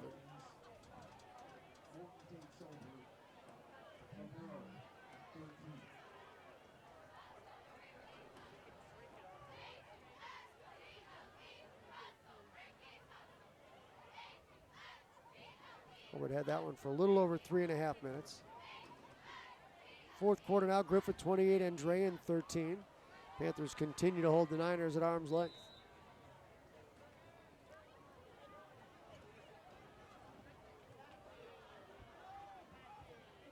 So Armstrong out there at quarterback, still for the Governors. Is LaPorte Michigan City final yet or no?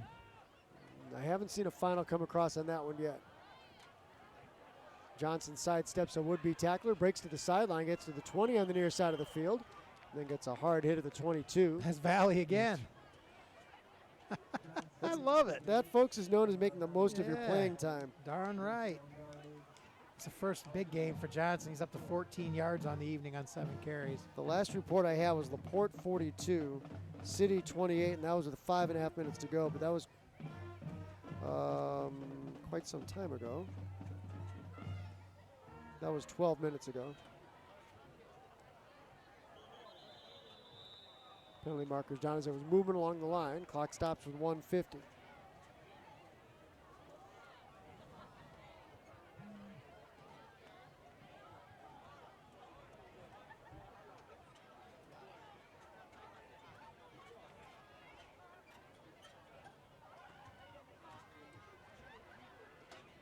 See what I can get you on LaPorte and City. As after the walk-off, 1st and 15 from the 18-yard line. Armstrong long count, gives Johnson sweeping right. Has some running room to the 20, stopped up, bounces outside, gets out of another tackle 25 to the 30, still on his feet 35, and pushing for the 40-yard line. Gainer of about 16 yards for Eric Johnson. 16? Well, at least they're getting their numbers up now. LaPorte with the football in City territory near the red zone, 21-yard line, and buck 24 to go. So LaPorte trying to run out the clock, leading 42-35.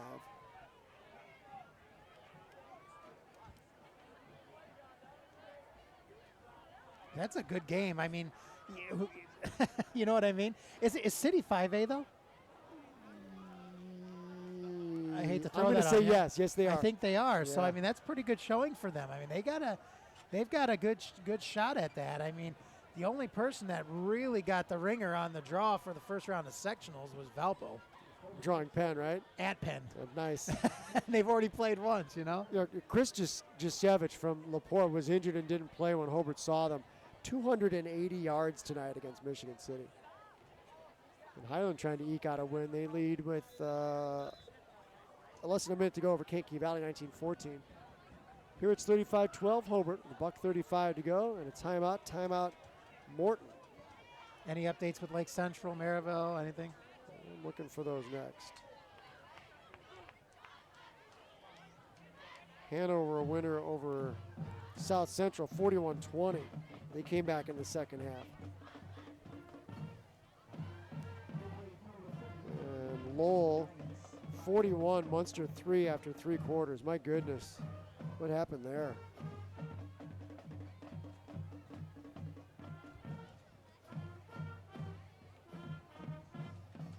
Nothing on Lake Central, Maryville? That one's actually a final. Lake Central 23, Maryville 7, and Maryville has now lost 4 in a row.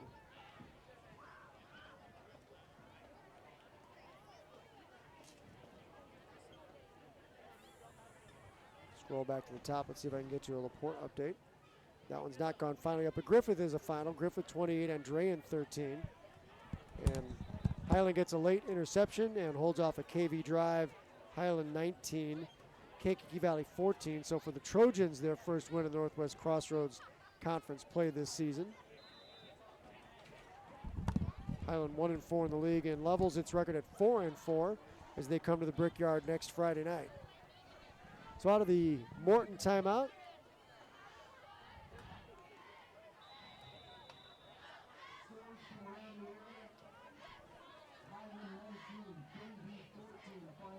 the Wentworth Valley trying to drive up the middle of the line. He was pushed back, lost a couple.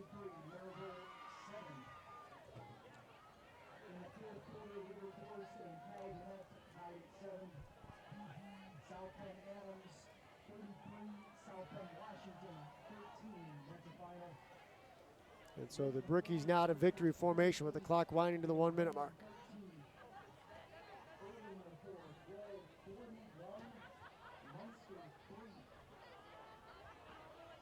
Play clock down to 6, game clock to 50.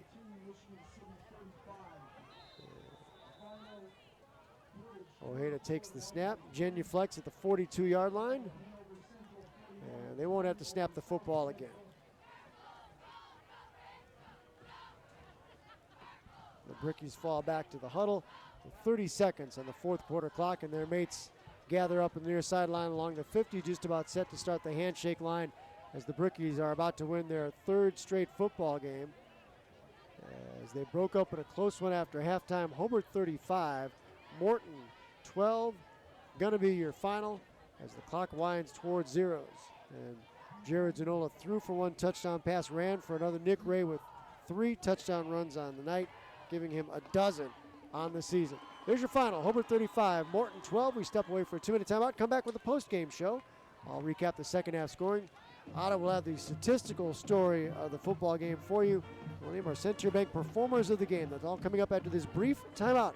It is a final, Hobart 35, Hammond Morton 12. Back in 2 minutes on the Regional Radio Sports Network.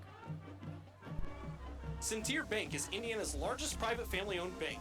Since 1895, the Schrag family has built a legacy of success through business and by servicing the communities of northern and central Indiana. Centier's not-for-sale promise pledges to the communities we serve that we will continue to preserve independent banking in Indiana for generations to come. Centier Bank is proud to serve the communities of northern and central Indiana. Please visit Centier.com for more information, and don't forget to like us on Facebook, member FDIC.